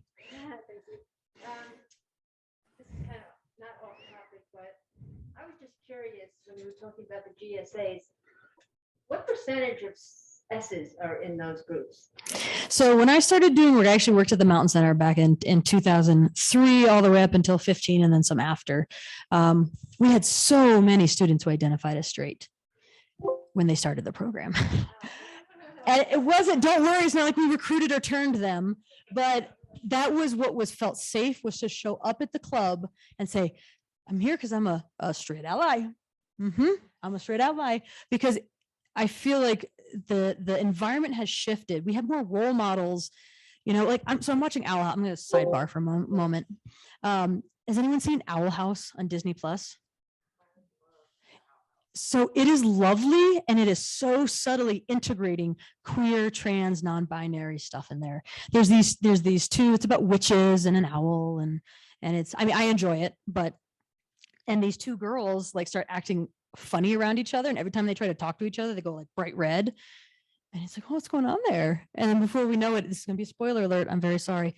But they go to a dance together. And then they start dating. And so now they're girlfriends and talking about how to be like the best girlfriend. And one of them's trying to go out, and I don't even know the witchy words, but like do this thing as a cartoon, do all these things to make sure she's being supportive and a good girlfriend to Luce, who's also a young person of color. Then there's this other person who's an adult in the show, and they're non-binary, but they never say they are non-binary, but they only use they pronouns, and they present in a way that you might guess, oh, that's a little masculine and a little feminine, huh? And then they only use they pronouns, right? So they never actually directly address it. So that's the kind of thing that's happening like in our world today. And like that, I think is an example, tying it back to what you asked, of just how things have shifted in our society, and how youth have more access to information.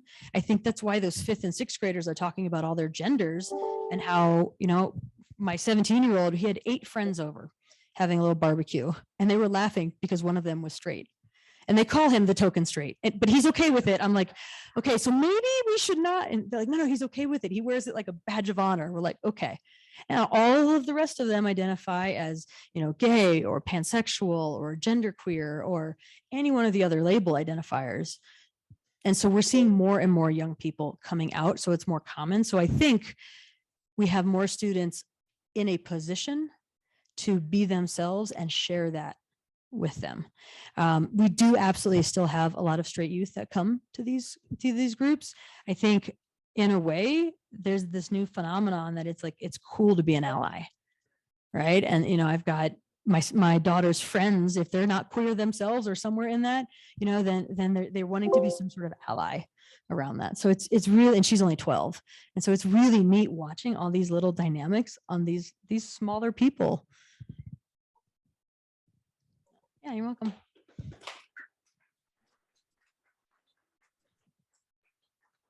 So we have some amazing things going on here in the city and across the state. And I think it's really exciting. Just a little sidebar. I was working with another organization here in town that was helping the Human Rights Alliance in our quest to become more supportive of the community. And the woman said to me, oh, one of my twins is identifying as gender neutral, non-binary, and the Santa Fe public school system really helped me out a lot. There was someone there and they were very helpful. And I was thinking, well, who is that? Because I had met Jen only on a Zoom before. So I emailed a friend of mine who's a teacher and I said, do you know what's going on? Or, who's this person? And your name came back to me, and I think I told you about it, but it was the biggest vote of confidence. And it was so important to this woman. She started to cry to tell me how much it meant that there was support for her in a situation where she didn't really quite know where to turn. And she was cool and open in all of those things. But, you get backed into a corner as a parent sometimes, especially in a state that's not like this state. So before we go any further, this next speaker presented herself to me because I didn't know who she was. And I was just trying to get this organized. And when she told me what she did, I said, well, of course you need to speak at this, because my job, I feel, is to facilitate these things to happen and to get this information out. So without further ado, Wendy Leighton, she's an educator and she's a writer for the New Mexico Instructional Scope of Programming, right?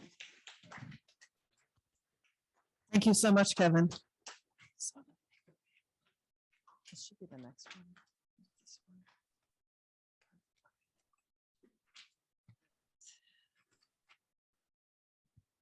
Help me, Obi-Wan Kenobi, you are my only hope. Help me, Obi-Wan Kenobi, you are my only hope. Princess Leia pleads for General Obi-Wan Kenobi's help in their struggle against the evil empire at their most desperate hour. We must reach out, as many presenters have encouraged us this afternoon, to help each other in our most desperate hour. We must continue to organize and stand up together against the oppression we face. In solidarity, I envision our future beginning with education, our youth, and our schools.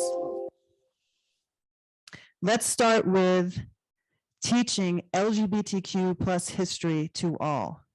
As Kevin said, my name is Wendy Leighton. I've been teaching for 31 years, and I'm the faculty sponsor for our LGBTQ student club.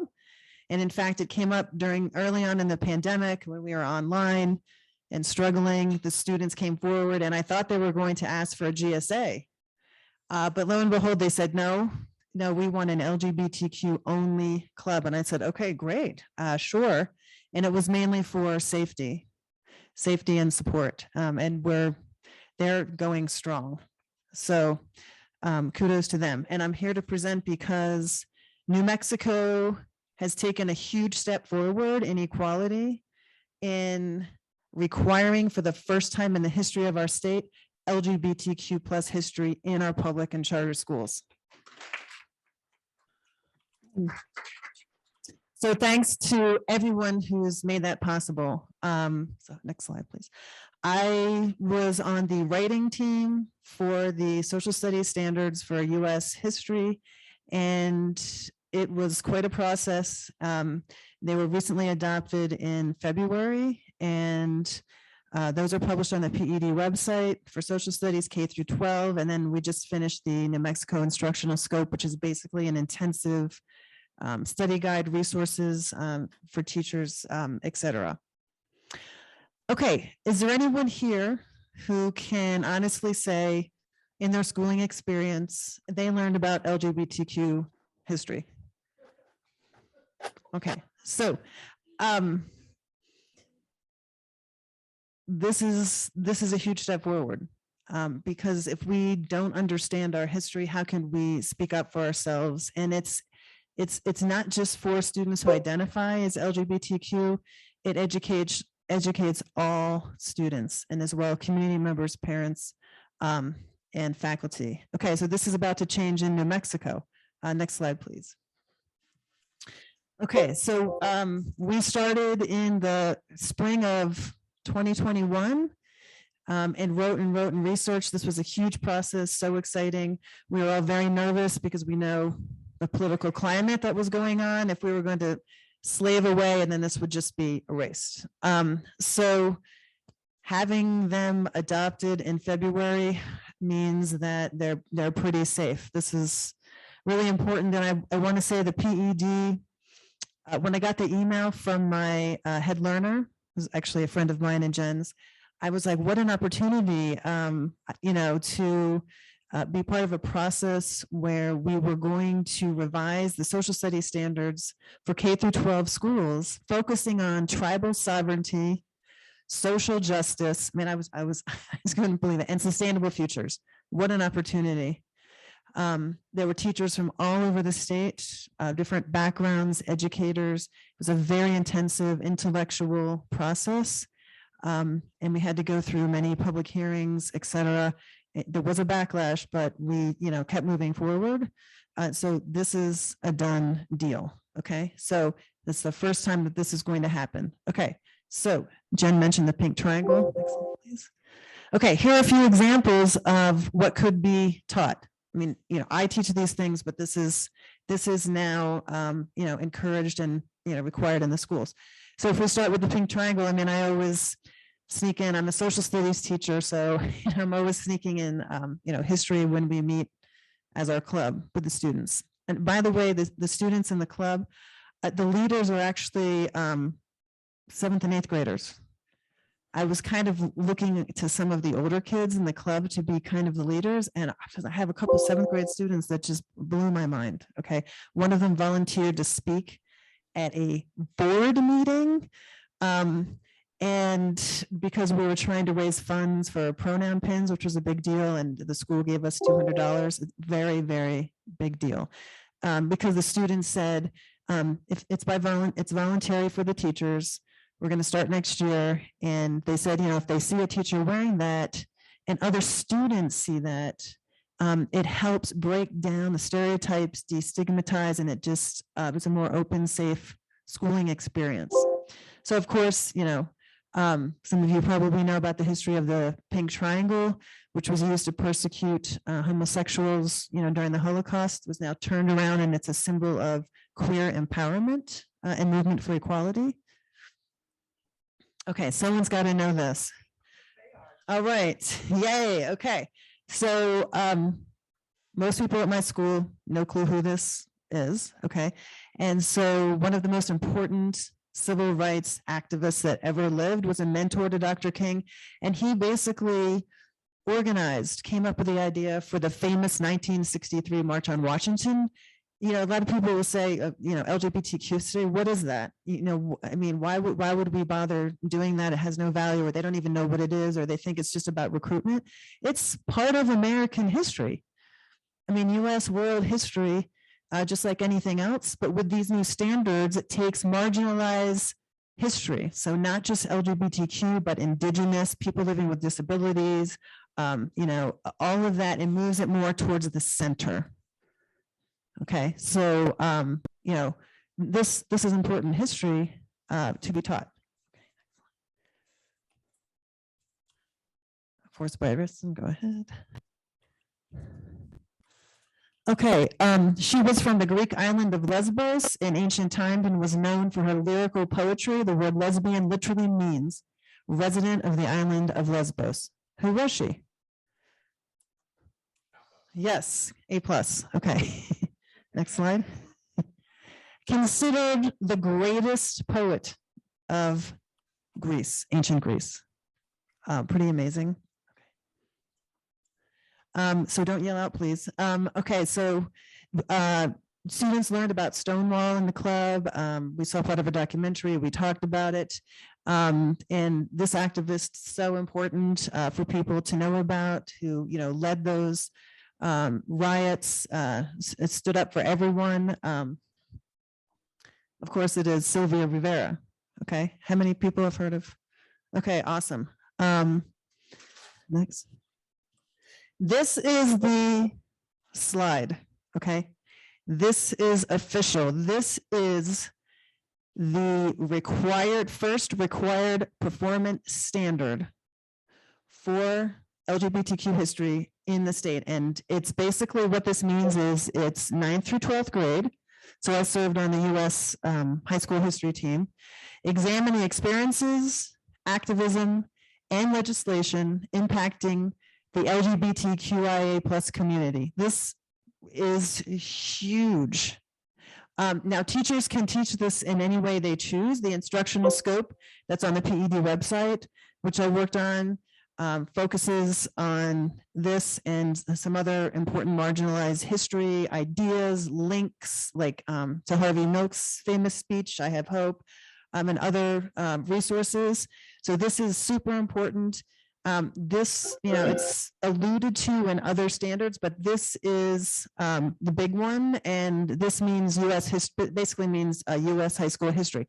So this is the performance standard. It is required in every public and charter school in this state. How it's enforced is another issue. I'm going to encourage, at my school as much as possible. So yay, this is, and it's under theme 10, Rise of Conservatism and Liberalism. Great.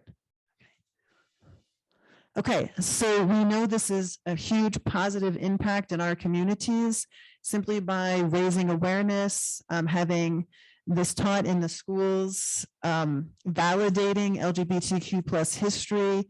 And basically it's a step forward to the standards as a whole, the social studies standards, to step forward in education for everyone, to improve education for everyone.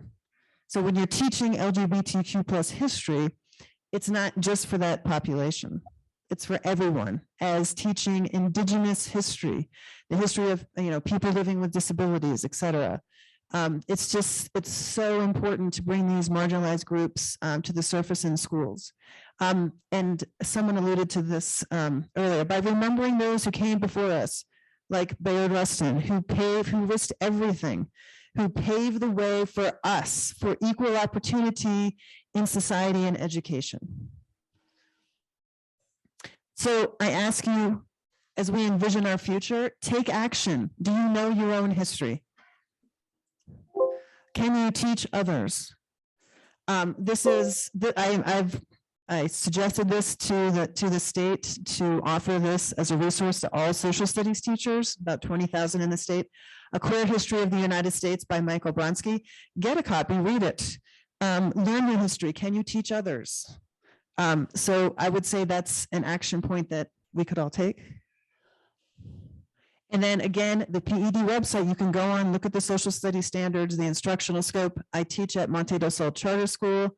I'm a level 3 teacher. I've been teaching for 31 years, and this experience has been amazing being part of this educational experience. And lastly, support our youth in the schools. Join the movement for LGBTQ+ equality and supporting our youth. Thank you so much.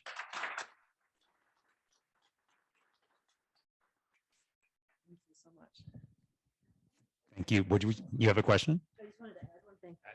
So Wendy made me remember that I forgot to say something important. One of the ways you can support queer and trans youth tomorrow is we're putting a school bus in the Pride Parade. So spread it to any of the young people who know you all are welcome to come and walk with us.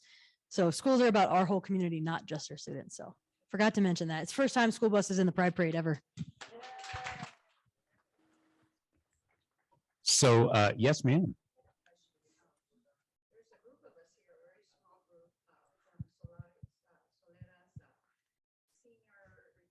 Yes. We are of a different generation and certainly trying to understand, but my friend here did not, and I did not understand. I think it's because of our generation problem. The they, she. Can you explain that to us? I can't, sure. Jen, do you want to? Sure. So I actually use both pronouns, she and they. Now the they is, to me, is plural. So many folks knew it as plural for a long time, but if Shakespeare can do it, if Jane Austen can do it, if some of our original, writers as we know them could do it, which they did commonly. 1300s, thank you. So it's been around, but you're right, we haven't always heard it. We actually do it without meaning to sometimes, like, oh, Wendy just ran to the bathroom. They'll be right back for their presentation. I didn't mean to use an intentional gender neutral pronoun for Wendy. I just said, oh, they'll be right back. Or my friend's coming, they're parking the car for us. So we sometimes do it without doing it on purpose. And then the most common pronouns are she, her, and hers, they, them, and theirs, and he, him, and his. There's other pronouns too. There's a lot of other neo pronouns, what they're often called, that young people are using. And then some people will mix them. So for me, you might have seen on my slide that I use both she pronouns and they pronouns. They both work for me. I feel comfortable with both of them. Other people will use different pronouns in different settings, especially with safety. So I know some folks that are like, or when I work with kids, we go around and say, what is your pronoun for in this room today? And then at the end of the meeting, we say, okay, let's do a reminder. What is your pronoun when we walk out that door in the school hallway?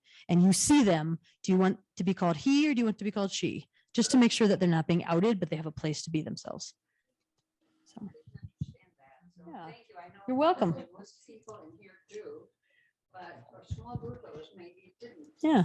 Oh, always learning. Yeah, that was a perfect question. Good job. And thank you for being here and wanting to learn and being part of all of this, because that's what it's about. I know. So just to tie off of what Jen was saying, last year we tried a small youth area that we did in conjunction for Pride with the New York Pride. And this year we just decided to do our own. So we have a whole section of Pride information booths that are just those organizations that support the youth. The Santa Fe Public Schools part of it, Santa Fe Public Library is part of it, and a number of other organizations, the Mountain Center, which has been reached or mentioned earlier today. The goal that the Human Rights Alliance is trying to do now is to go back to our roots, because we got lost on our path a few years ago. A lady that's left was Senator Liz Stefanik, and Liz was the first openly gay elected senator or elected official in the state. And what you may not know is that Liz was also one of the founders of the Human Rights Alliance. And it was first a suicide prevention hotline. and then it morphed through the years. And we need to return to what our original goals were to be, which is to support the community here in the city of Santa Fe and in the county, and whatever support we can do throughout the state. That's why we're doing what we're doing. So enough of that. Come to Pride tomorrow. I mean, and happy Pride, you know, like let's there all through the years, Pride has survived. And though we've been slapped in the face today with what's happened with the Supreme Court, Pride will always survive because that's who we are. So next, I reached out. I'm thankful they're here. The New Mexico Department of Health. Justin is going to speak now. And then we have, I'm sorry, Mika is going to speak. Mika is going to speak now. Duh, I can't read, honey. I'm having troubles. It's been a long week. And on top of it all, today for our special performance, tomorrow evening, Crystal Waters' flight was canceled to come in. So she's arriving tomorrow morning. Okay, your turn. Thank you.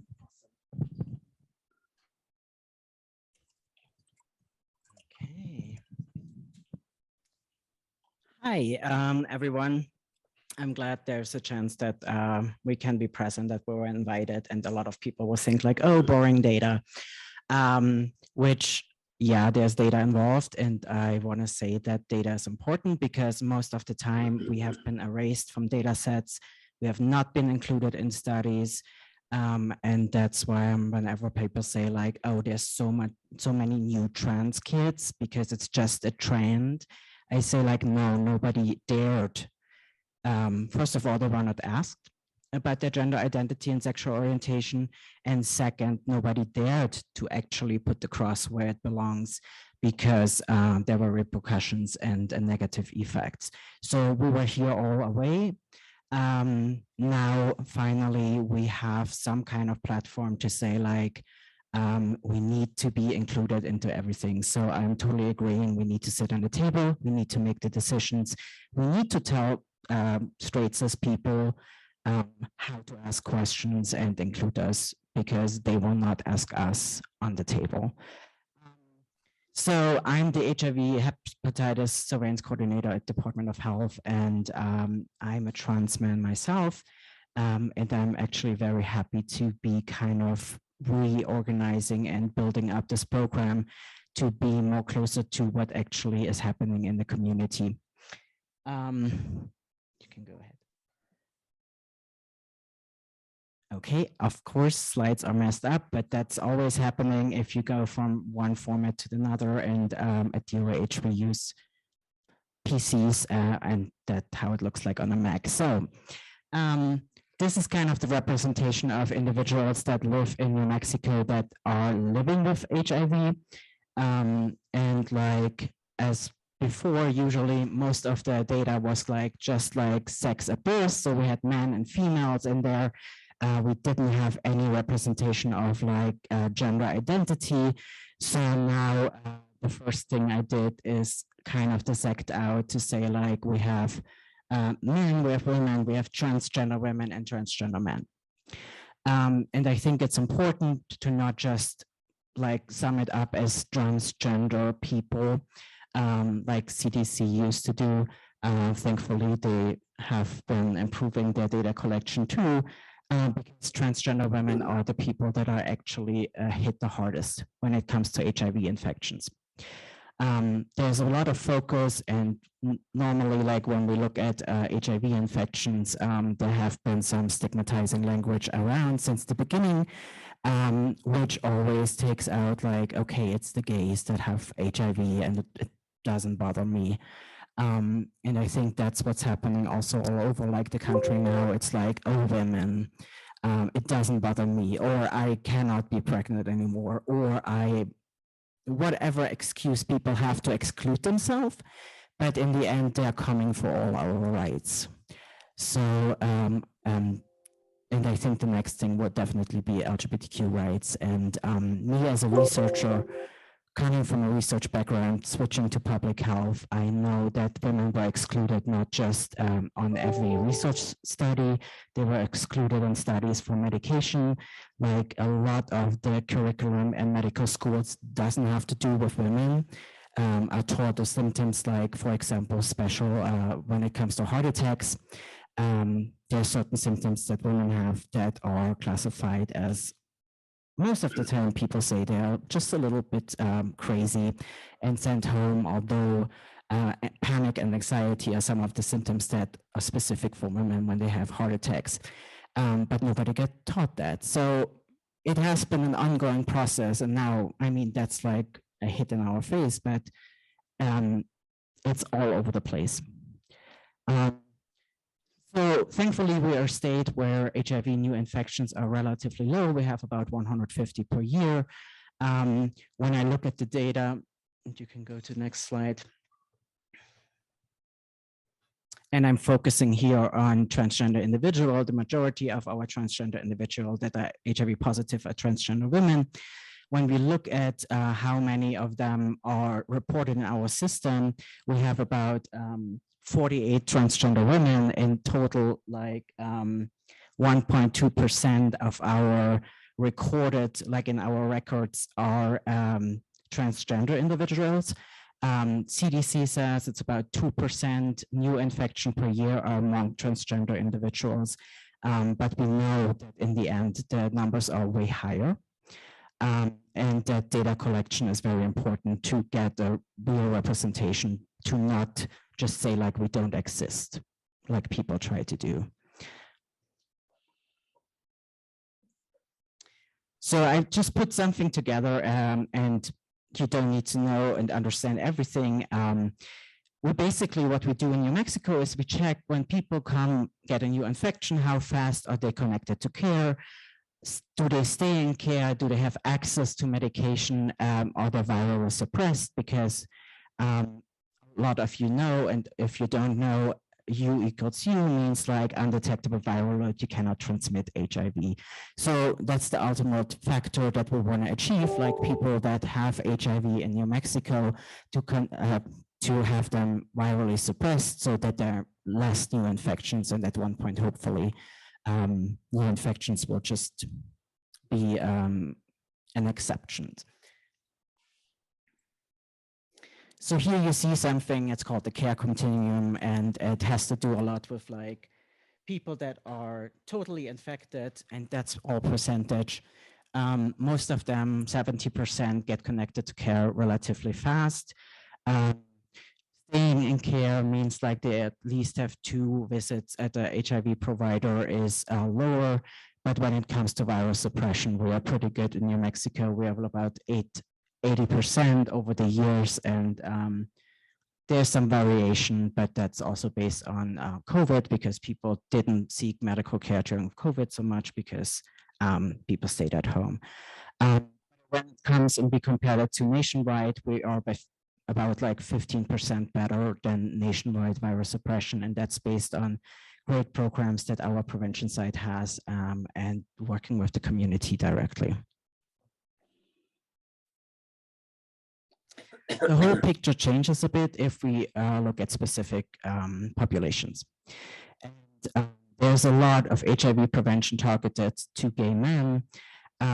So we have like relatively good outcomes for gay men, but when I compared it to like the transgender population, we see we definitely have reduced connection to care, we have reduced virus suppression, and that all has to do with lack of access and like stigmatizing health environments where people just don't feel comfortable to disclose either their gender identity or are openly discriminated against, so they never go back to a doctor.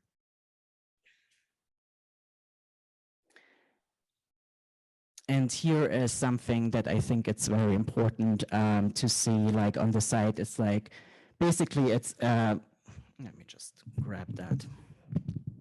Okay, that's better. when it comes to new infection, what we see, and here you see transgender women, which is when it comes to transgender, this is a time frame of the last 5 years. We only had, when it comes to transgender population, transgender women that got newly infected with HIV, and no new transgender men. When we compare that to all gender identities, you see people are like 80% are connected within the first months. And only lower percentages later. And when the first 6 months are over, 61% of everybody is virally suppressed.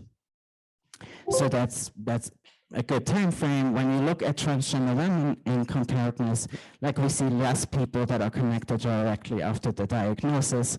The overall percentage of people that are connected or even look for care in the system is lower, and only 21% of individuals are actually virally suppressed.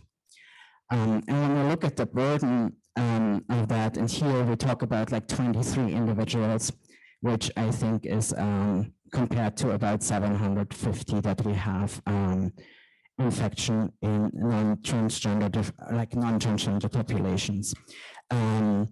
That definitely we have an underrepresentation of data.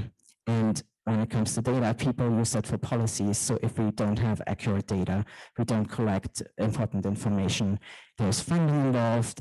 So the less accurate we are, the less funding, the less accurate are the policies or less targeted prevention. So it's very important.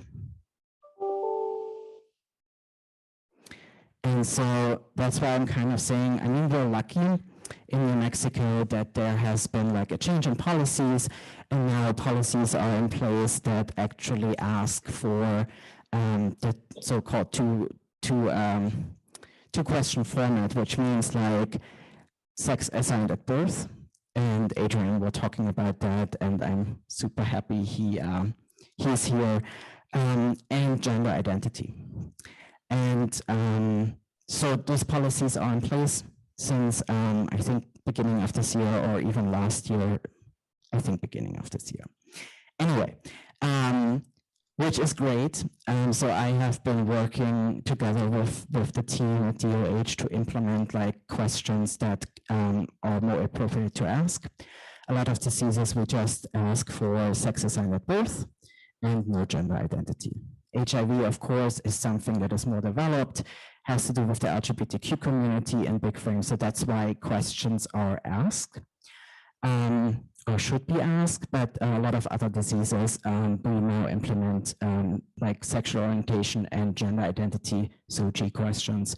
And I think it's important that people from the community are represented in those boards to make those decisions, because a lot of cis straight people did make the decision before, and most of the time they go with what they feel comfortable with.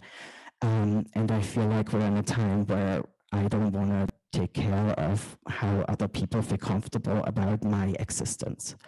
So that's why I say like it's great to make that happen and implement those questions, but we also need to train people. We need to train people to really ask it, to not make it this awkward moment, oh, I have to ask about gender identity. I rather look at the person and make my decision by myself, right? So if you have somebody that works, that is a caretaker or is a provider, looks at the person, says like, oh, screening looks male to me, so gender identity is male. And unfortunately, that's happening, even if we have the two-question format. So I think one of the great things was that Adrien came to Department of Health, and did education with our investigators for like COVID-specific stuff. And still, I think there's a lot more training needed because, as I said, people decide on themselves if it's appropriate or if they feel comfortable enough to ask that questions. And I think that it should be a normal thing. It's demographics. That's it. It's nothing weird. It's nothing sexual. It's just like your age, your date of birth, your gender identity, your sex at birth. It should be just one thing. And that's why I also always say, like, when people tend to make assumptions like misgender people just because they perceive that. They perceive the person as female or they perceive the person as male, and then just blur out the first thing that they think. I'm German, so I say what I think, and I have no problem by just putting it in their face, but I think it's about education that, of course, we can provide as transgender people, as researchers, backed up by science, but it's also everybody's responsibility, make it part of their job to be educated about that. And just say like, oh, I don't feel like asking, so we don't have the data. Yeah, don't make assumptions, ask people, go out there. Like if you're not sure, ask the person. They're happy if you ask them. I'm happy if somebody asks me because I can have an opportunity to educate people and thank them for their willingness to feel a little bit uncomfortable. So many things that were uncomfortable now are the norm. So I personally put my pronouns wherever I can just to make it clear. And if people misgender, then there's something on their side that needs to be corrected.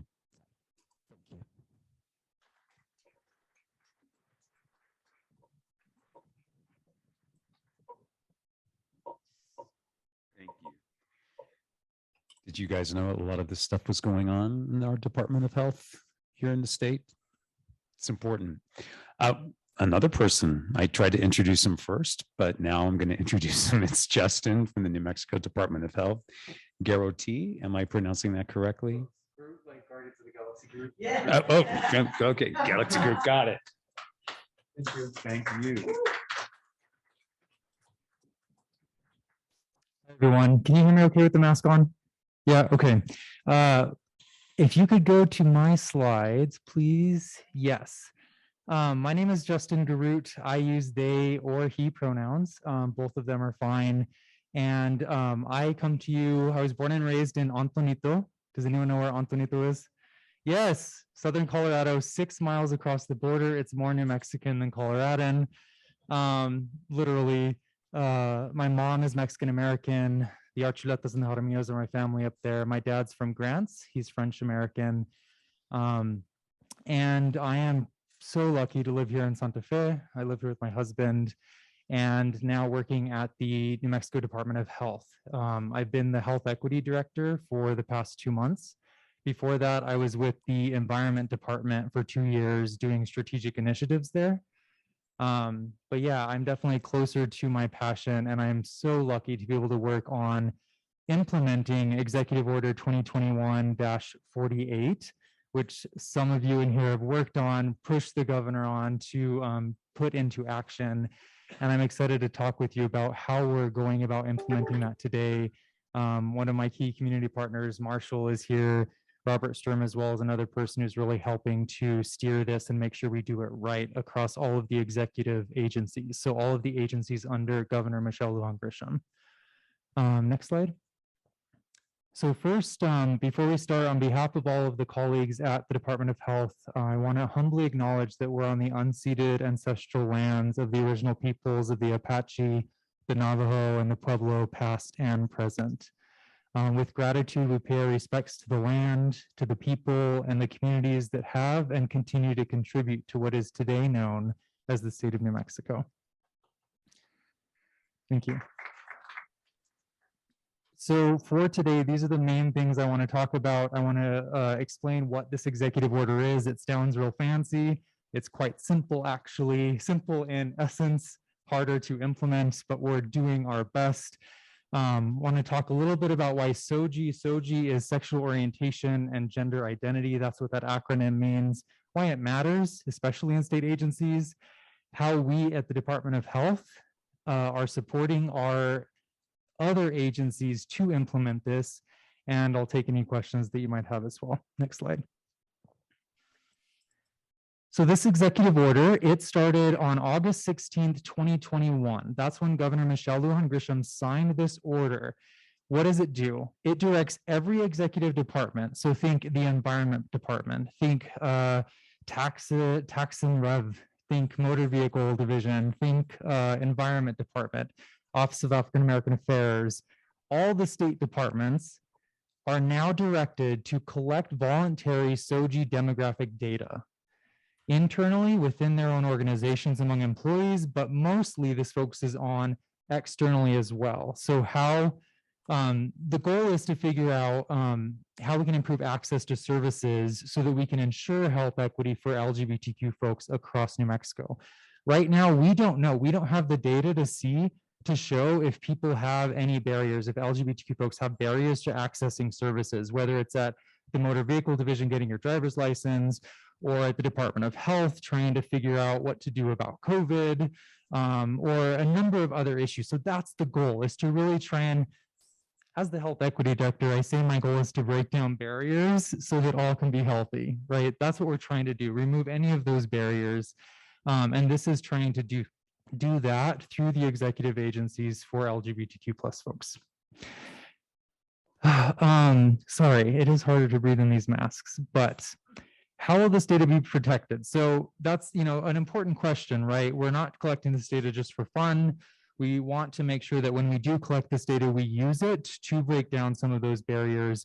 All of the data is going to be de-identified when we use it in reports. It's only going to be disclosed in a matter that does not include any personally identifying information. So I want to make that very clear from the front as well. Next slide, please.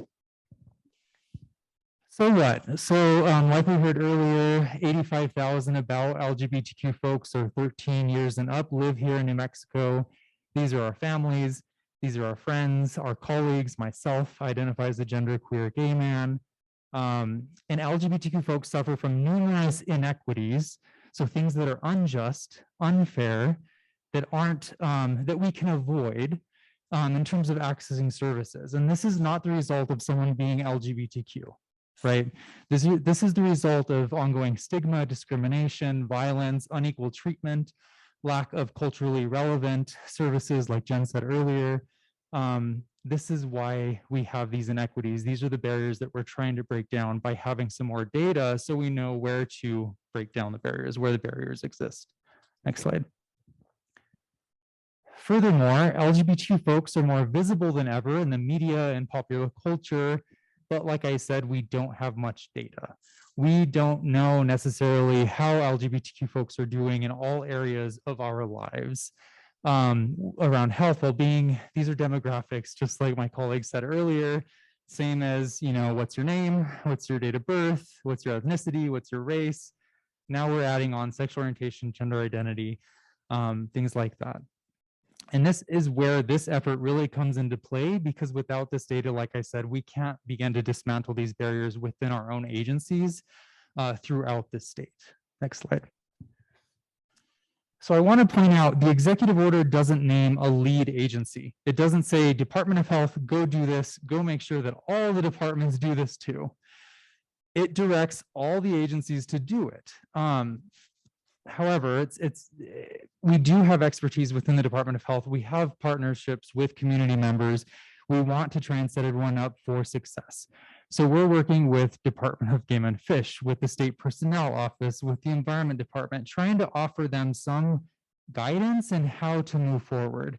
And community partners like Marshall, like Robert, have been extremely helpful as well in meeting with these agencies to help them go about this. We have offered suggested questions to be asked around sexual orientation, gender identity, sex assigned at birth. We're also developing the training modules for employees who are going to be on the front lines asking these questions so that they feel comfortable doing it, so that they know how to potentially de-escalate a situation. We're working on those trainings internally for all state employees so they feel comfortable asking these questions, so that it's not this awkward thing that we just avoid or assume or whatnot. We're also looking at how to actually use the data for good. That's what the fourth bullet point up there is. And then at the end, we're working to establish an evaluation of the implementation as a whole, so we know what works well, what we need to change for the future. I want to share one exciting example here. We met with the State Personnel Office, with SPO, a couple of weeks ago. Some of you may know who SPO is. Basically, they are in charge of all of the state employees.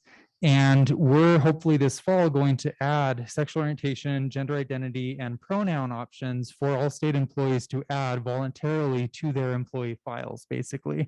So it's a really exciting thing. They might be one of our early bright spots, one of our early wins internally to make sure that we have this data and can see if there's any barriers within the state employment system, right, towards LGBTQ folks as well. Next slide. Yeah, so that's it. I'm excited about this. I'm honored to be working on this. I would love if you have any questions or want to get in touch. Here's my contact information. Thank you so much. Onwards and upwards. Yes. So universities aren't executive agencies. However, they do fall under the guidance of the higher education department. So we are working with the higher education department, and some of that will trickle down. I don't mean to use trickle down. Some of it will, some of the policies will affect the universities as well. There's an interesting one. Department of Agriculture came back and said, oh, we're not an executive agency technically. They fall under NMSU somehow. So we're working with them still to try and support them to do the right thing here and to support our employees by asking these questions so we have data to work with. Thank you. Good question. Any? Yes, yes.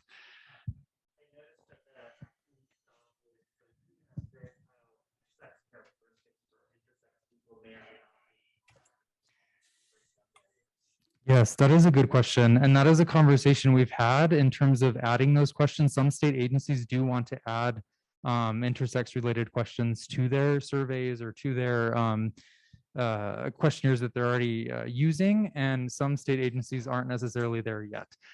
So it's a huge gap nationally, right? There's not any agreed upon one way to ask about intersex folks, but that doesn't mean we shouldn't be doing it. And I completely agree with you that that's something that we need to work on. We met last week with Tax and Rev, actually, Taxation and Revenue. They're in charge of the motor vehicle division, for example, and they're looking at ways to include an intersex related question within their agency as well. Yeah, we can do better, and this is a step in the right direction. Sometimes state government moves very slow. No excuse again, but it's definitely on our minds. Thank you. Yes. I'm a service-connected vet, and last year I go on a regular basis. Went in there, and the nurse handed me an intake questionnaire, and I didn't know if I should be scared or if I started to cry because they were asking questions. What was your sex at birth? How do you identify? What are your pronouns, etc. I just threw me out of the water. Yeah. Literally, I was really surprised, and they continue doing that. Thanks for sharing that. Don't you feel seen when you get asked those questions too? Like I feel seen personally, right? Mm-hmm. Yeah. That little red flag, but I went ahead and filled it out, and my doctor addressed it and found out how that she was a lesbian. Right on, right on. Thank you so much. Yes. Like I've heard this a little bit too already, that there's some little swelling community reluctance around the questions because there's a distrust of government organizations. So like with these questions are actually being asked to track our existence in the state and whether we're getting good services from these governmental agencies. But I think in our community, when we see those things, even younger folks often are like, wait a minute, like what is this about? So maybe that we have to do some community education around these things as they roll out too, to help our folks know that this is meant for good. Yeah, thank you for that. That's definitely, thank you. That's definitely in the works too, something that Robert, Marshall, and us have been talking about. Marshall, do you want to speak to that? Yeah, so one thing is that EQNM is currently working on a public education campaign for exactly that. The other distinction that I just want to make that I think is important because of the executive order and the legislation that we will pass with the name change bill and human rights act fix and all the other things next session. Yeah. What they actually say is that the demographic information should be collected when other demographic information is being collected. And so I think some folks are starting to hear, I'm going to go to the DMV and they're going to tell me to take a number and they're going to ask me if I'm gay. That's not true. But when you get the flu shot, because hopefully folks get the flu shot. When you get the flu shot, you fill out a form with Department of Health and you tell them how old you are, what your race and ethnicity is, what your sex is, etc. These questions will just go with those questions, which I hope also, it won't get rid of all of it, right? You still have to do the public education, but hopefully also it just helps remind folks that we are just collecting demographic data. Yep. Not to say that governmental agencies haven't used our race or ethnicity or those things against us in the past, but hopefully we've gotten to a place where folks feel comfortable saying, yes, I'm Latino and I'm a female and I'm 37 years old, and also feel comfortable saying, and I'm a lesbian or, you know, or whatever. So I think those two pieces together, but it's really going to require folks in this room and people who are connected to make sure that your friends and family know that this is going to start happening so that they aren't surprised when they see it for the first time, checking into a doctor's office or applying for human services or any of those sorts of things. Thanks so much, Marshall. I want to make one note that this reminds me of. We are leading nationally. No other state that I know of is asking all state agencies to collect this kind of data at this level. So it's huge. It's very exciting. Yes. It's super cool. And it's great that we have a governor who supports this as well. I plan to be here throughout multiple governor administrations, and I will do my best regardless to keep pushing this forward. Another question? There's a study going on by the NIH right now called the All of Us Grant. Yeah. Which is the organization, I'm just speaking for a second, the organization that I work for is working with multiple LGBTQ community centers across the country to begin making sure that LGBTQ people are represented in studies, medical studies, and all of that. Yeah, thanks for mentioning that. The All of Us study is great. The Pride study is also another one that's partnered with All of Us. Definitely go check them out if you're not involved. Okay, thank you. And yeah, have fun. Wow, more great information. Next, we have another speaker, and I've known Julia for several years now. When I first took over the Human Rights Alliance, and I'd run not-for-profits before, but I was a little bit of a fish out of water. Someone, through a friend of mine in Rochester, New York, recommended that we join Centerlink. So I called him up and we joined. And I worked with Julia during our joining process. And then lo and behold, I got a phone call from the head of the foundation at the Santa Fe Community College, which, by the way, the Human Rights Alliance has an endowed scholarship there. And we're starting a second one as well for our deceased board member, Shantez Taz Denise Morris. And she said, Julia told me I should call you. And I was just talking to her. And I said, well, how are you talking to her? She said, well, she's living in Santa Fe now. So Julia Landis is here, and she's the director of membership and operations and community relations for Centerlink, the LGBTQ organization for the entire country. So come on in, Julia. Okay, now I'm looking and going, okay, yeah, I don't remember the slide, but that's okay. I'm Julia Landis. I am with Centerlink, which is the National Association of LGBTQ Community Centers. And our mission is amazing. It's 10 words. Centerlink strengthens, supports, and connects LGBTQ community centers. I add a few more words and organizations. So there's like Queens Community House up in Queens, New York, is a huge community center with two huge LGBT seniors program and an LGBTQ plus youth program. So we help those. We help centers connect both to us, to themselves, and to each other. That's our big deal. One of our member centers is in the room today, Adrien, Transgender Resource Center, New Mexico. I became aware of Adrien literally on day one. They were just getting things started in 2011. I've been with Centerlink since 2011. I started as their, we can move the slides along and let's see if it just kind of catches up with me. Yeah. It's okay. Awesome. No. Okay. Yeah, we're gonna go in presentation mode. I don't know. That's okay. We'll figure it out. All right. Yeah. There we go. Yeah.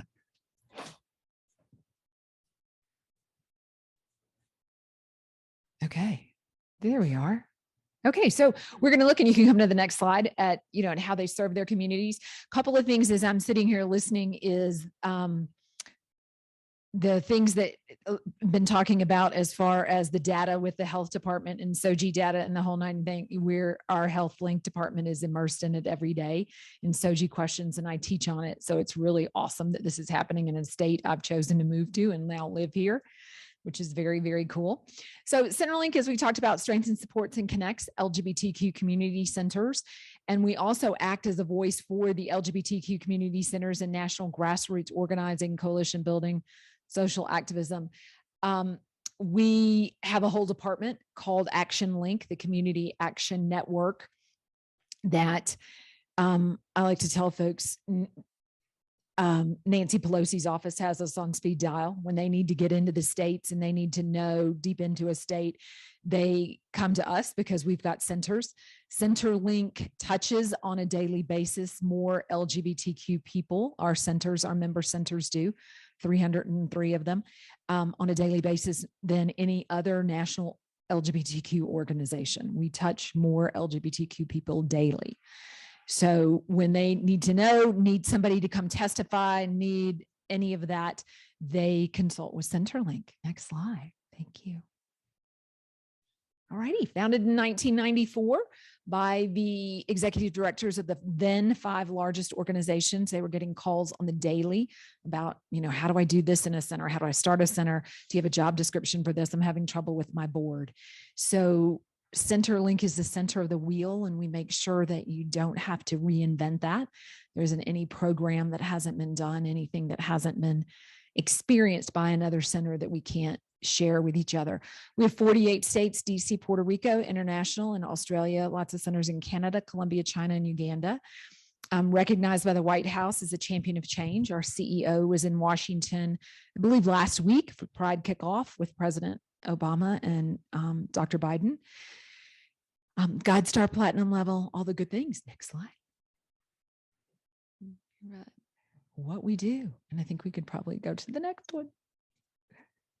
Okay. So Centerlink, here we go. Somebody handed me this presentation. I modified it. Here we are.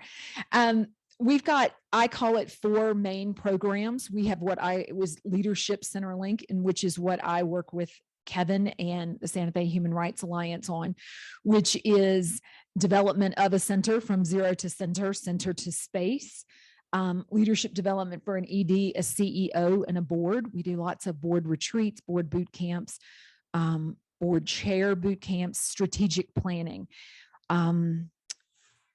We don't say this a lot, but basically we're a nonprofit consultant specifically for LGBTQ centers and organizations. You bet. Organizational capacity, build a network. We talked about Action Link, which is the Center Action Network. What we found in 2016, when things were sort of going downhill that fall before the election, is that centers and organizations are very immersed in what's going on in front of them and serving the people that are in front of them. B, locally, you're going to get involved politically, you're going to get involved on the statewide level also, but that national piece is a leap. There's so much going on. So we took that piece with the Center Action Network. Okay, LGBTQ Youth Link. 2 things there. We have a whole program, 2 full-time staff. We're a staff of full-time FTEs at 13, and we have 2 part-time. We have a digital LGBTQ youth center called Q Chat Space, runitalltogether.org. For those of you who are working with youth, and we also have an app called IME that I want to highly recommend. It's a brand new thing. We have Q Chat Space is 9 chat-based support groups per week for youth 13 to 19. However, they identified trained facilitators based in 6 of our member organizations throughout the country, different times, different topics during the week. IME is a digital app that was created along with Hope Lab and the It Gets Better project, so that our youth had something in between Q chats. And IME is IMI. Alrighty, and it's imiguide.org. It's a new digital science-backed mental health app for LGBTQ teens to explore and affirm their identity, learn coping skills, hear stories of community, explore resources. The really cool thing about it is I consider almost as safe as something you can get, in that they're interfacing with an app and not any other humans. So we're not having to worry about that piece. Alrighty, we bring a national attention to the amazing work of LGBTQ centers. You bet. Next one, HealthLink. Working right now with, like I said, with the NIH. We started our department as with a CDC grant from 13 to 18 to lessen disparities between LGBTQ people and the general population in the areas of cancer and tobacco. And then when that grant expired and we didn't get it renewed, we really got to open up into lots of other things. We've done a lot of stuff with coming down from NIH on COVID messaging and other things around HIV. Absolutely. Go ahead. MyCenterlink.org is our members only technical assistance. And we can go to the next slide. Thank you. All righty. One of the things that we're really, really proud of, and one of the things that is in one of the items in our grant screen, is what's in it for our centers. And by that, we talk cash. Nonprofits, we all know it's about money, and general operating money is the best money, and then other money is really good. For the last 2 years, Centerlink, we've provided ongoing support and resources and training, and over $1.3 million per year in financial assistance to our member center network. We've been very fortunate and been a beneficiary of a Procter & Gamble and iHeartRadio fundraiser called Can't Cancel Pride, and for doing some social media posts and sending out some emails and possibly holding a launch party. Adrien Center has participated. We have just 2,000. Yes, you have too. I've seen that. Yes, sorry. The $2,750 last year, $2,500 the year before. It's amazing to have centers email you back, oh my gosh, this is going to cover 2 months rent for their center. So it's really cool.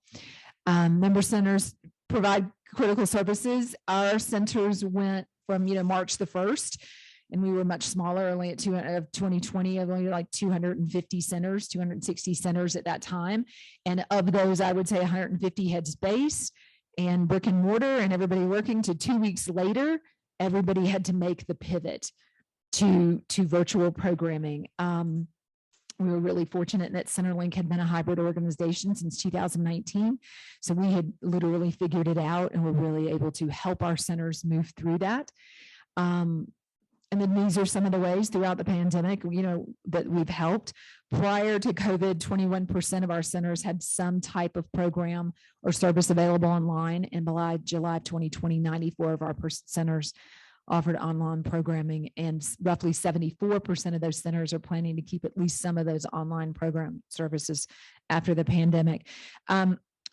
What we found is that there are some programs that are going to just stay going to go ahead and stay virtual, particularly anything that's called a book club. Those folks found that they got better participation. The knitting group at the center in Palm Springs is going to go all three. They're going to be in person, they're going to be hybrid, and they're going to be virtual. Okay, people from all over the world sign into the knitting group. Their Spanish speaking conversational group is going to stay hybrid. They've got 30, 40 people show up, twice a week or something like that for, and split off into groups for conversational Spanish. Whereas when it was in person before COVID, 4, 5, 6 people maybe. So there have been some blessings to COVID. Next slide. Thank you. You bet. One of the things that Centerlink does biannually, along with the Movement Advancement Project, is to do an LGBTQ community center survey report. Our centers will tell you it's long and quote unquote onerous, but what it does, next slide, is it tells the story of LGBTQ community centers. And as a lot of, as folks in my organization have taught me, and as I've heard here, particularly with our speakers from the Department of Health, data is king. When you have the data, they cannot deny that you exist. They have very many less legs to stand on when it comes to money and cash. So there we go. So centers serve 58,300 clients per week. and they make 24,900 referrals. And our COVID, when this is, some of our COVID information. Come on, thank you. Alrighty, staff and volunteers. 24 over 20, almost 2,500 people. This is 2020 data, so that we know that that's gone up. Paid staff, okay, centers with staff, and the majority of our centers, literally a lot of them, let's put it this way, we're on a budget-based membership, and of our 303 centers, 189 of them are at the lowest budget level, which means their budgets are below $150,000. Go ahead, next slide. And these are some of the programming that they offer. Most centers offer programming for LGBTQ youth, transgender people, parents of LGBTQ youth, women, LGBTQ people of color, and men. And then some centers have additional programming. All right, and fewer centers offer for people of faith, disability, immigrant. That is changing. The whole, the centers offering programming and services to LGBTQ immigrants is on the horizon for changing, as President Biden has authorized a great deal of funds to do that, and refugee programs. Next slide. Thank you. And I guess that's gonna, yep. There we go. So a lot of y'all are familiar with the Don't Say Gay bill and the anti-trans legislation in Florida and Texas, Indiana, Wisconsin. I was really fortunate to move to New Mexico right before Florida cratered. I mean, I came, I'm like, wow, this is amazing. So yeah, housing, safe, affordable housing, seniors and youth. Lots of centers bringing in and building senior housing. The majority of housing that is for youth is the 18 to 24 range, as the state has, I don't like the word jurisdiction, but they have purview over youth that are 18 and under. And then when you hit 19 to 24 or an aging out of foster care and things like that, that's when the centers who develop youth housing program is when they kick in. Thank you.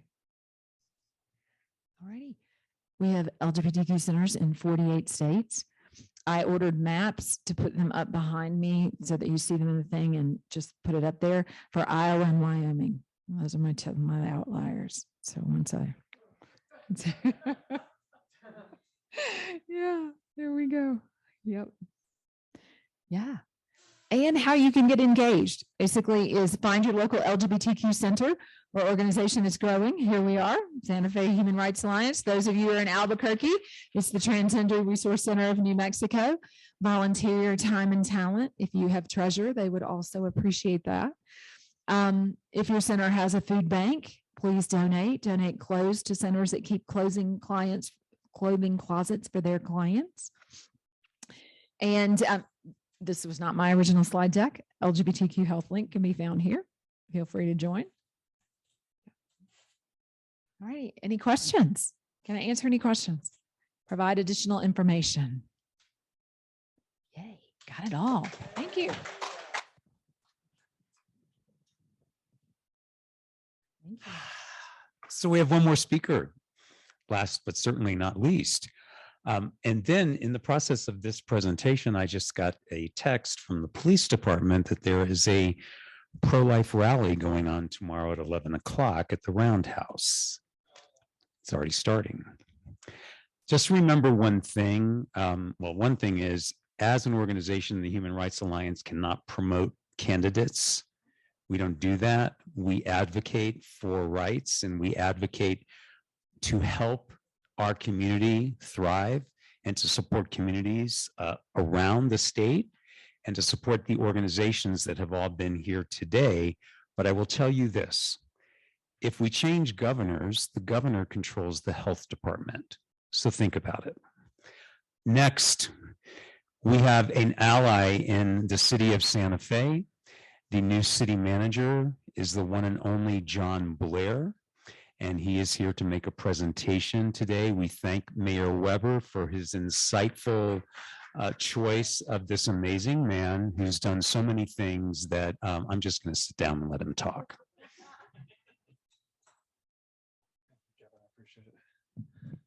Hey everybody, happy Pride. How are you?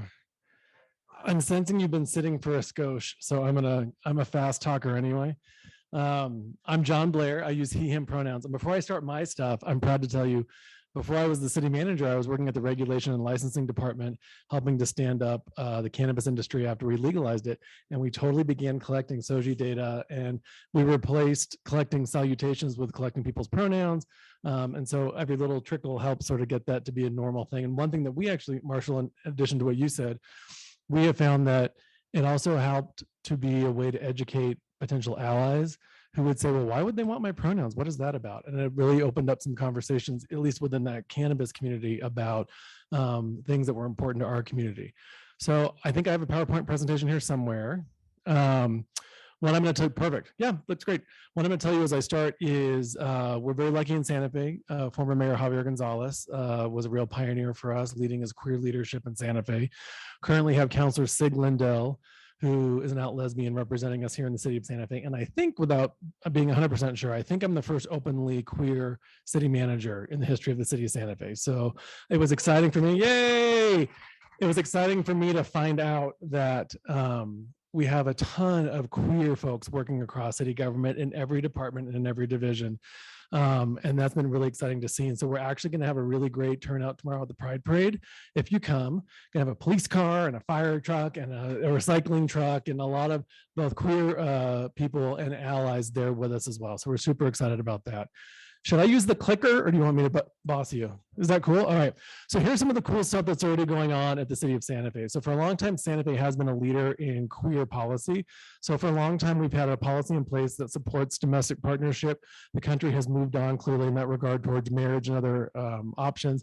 But for a municipality, we continue to have that on our books as a fail-safe, Friday afternoon, fail-safe, thank you, in case that's the case. It turns out, and this was super exciting to me, that our current healthcare policies provided by the city of Santa Fe are transgender inclusive. That is not the case for a lot of cities across the country. I think it's actually pretty rare. And so the variety of services, both behavioral health and safety, that is something we've been advocating for across all of city government right now, clearly post-COVID, post-Trump, post other things. There's been a lot of sort of cause for anxiety amongst staff and amongst people who work in the city, but also coverage is there for hormonal therapy and a variety of other sort of gender affirming surgeries. So that's awesome as well.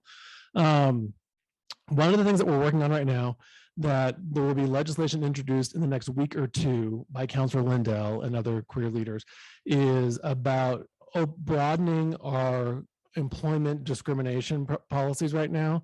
So right now it includes gender, it includes sexual orientation. It does not include gender identity or gender expression. And so we're trying to expand that to be a bigger place. If you go to the next one, thank you.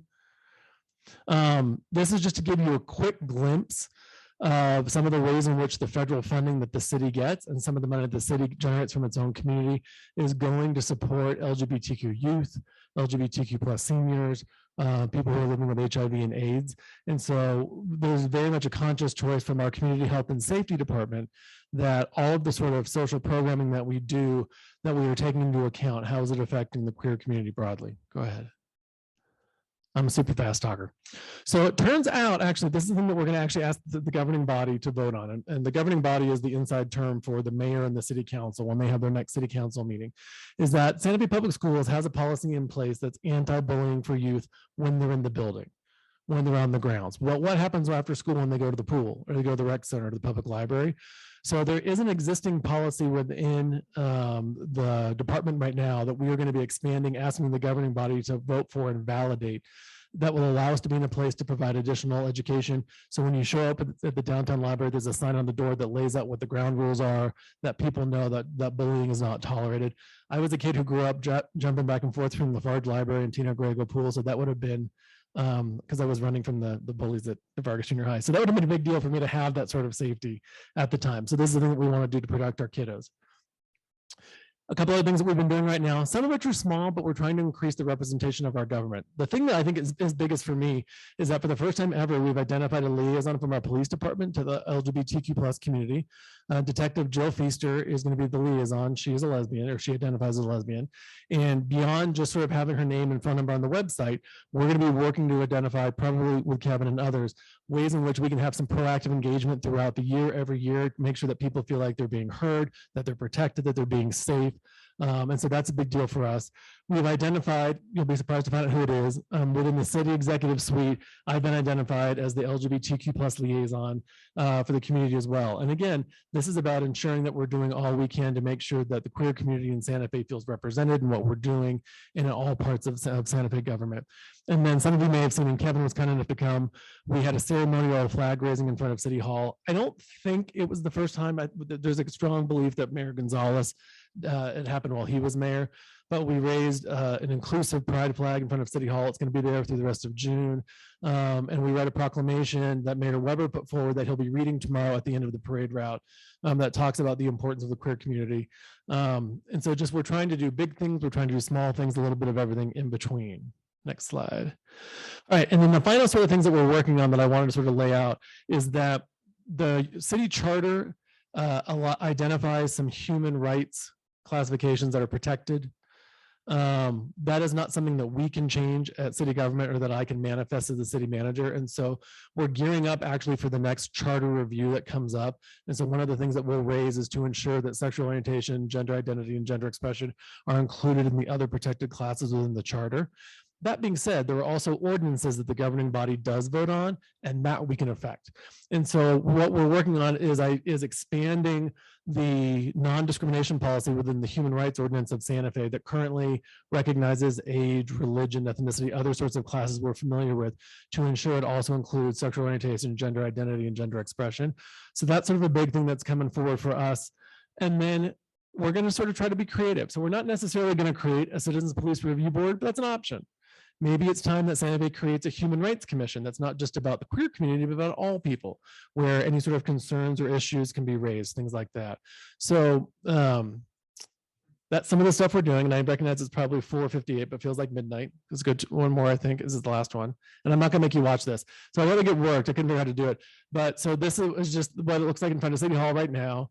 And this is a video of me with Councilor Lindell, who identifies as a part of our community, and 3 of our councilor allies, Mike Garcia, Renee Villarreal, and Carol Romero Worth, who joined us for the Pride Proclamation and for the raising of the flag.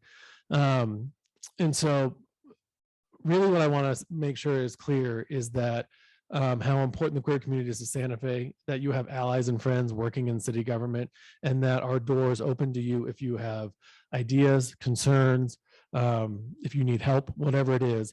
The city of Santa Fe wants to be there for you and be a partner whenever you're doing. And with that, I think that's it. And I'm happy to take any questions about anything related to the city if you all have it.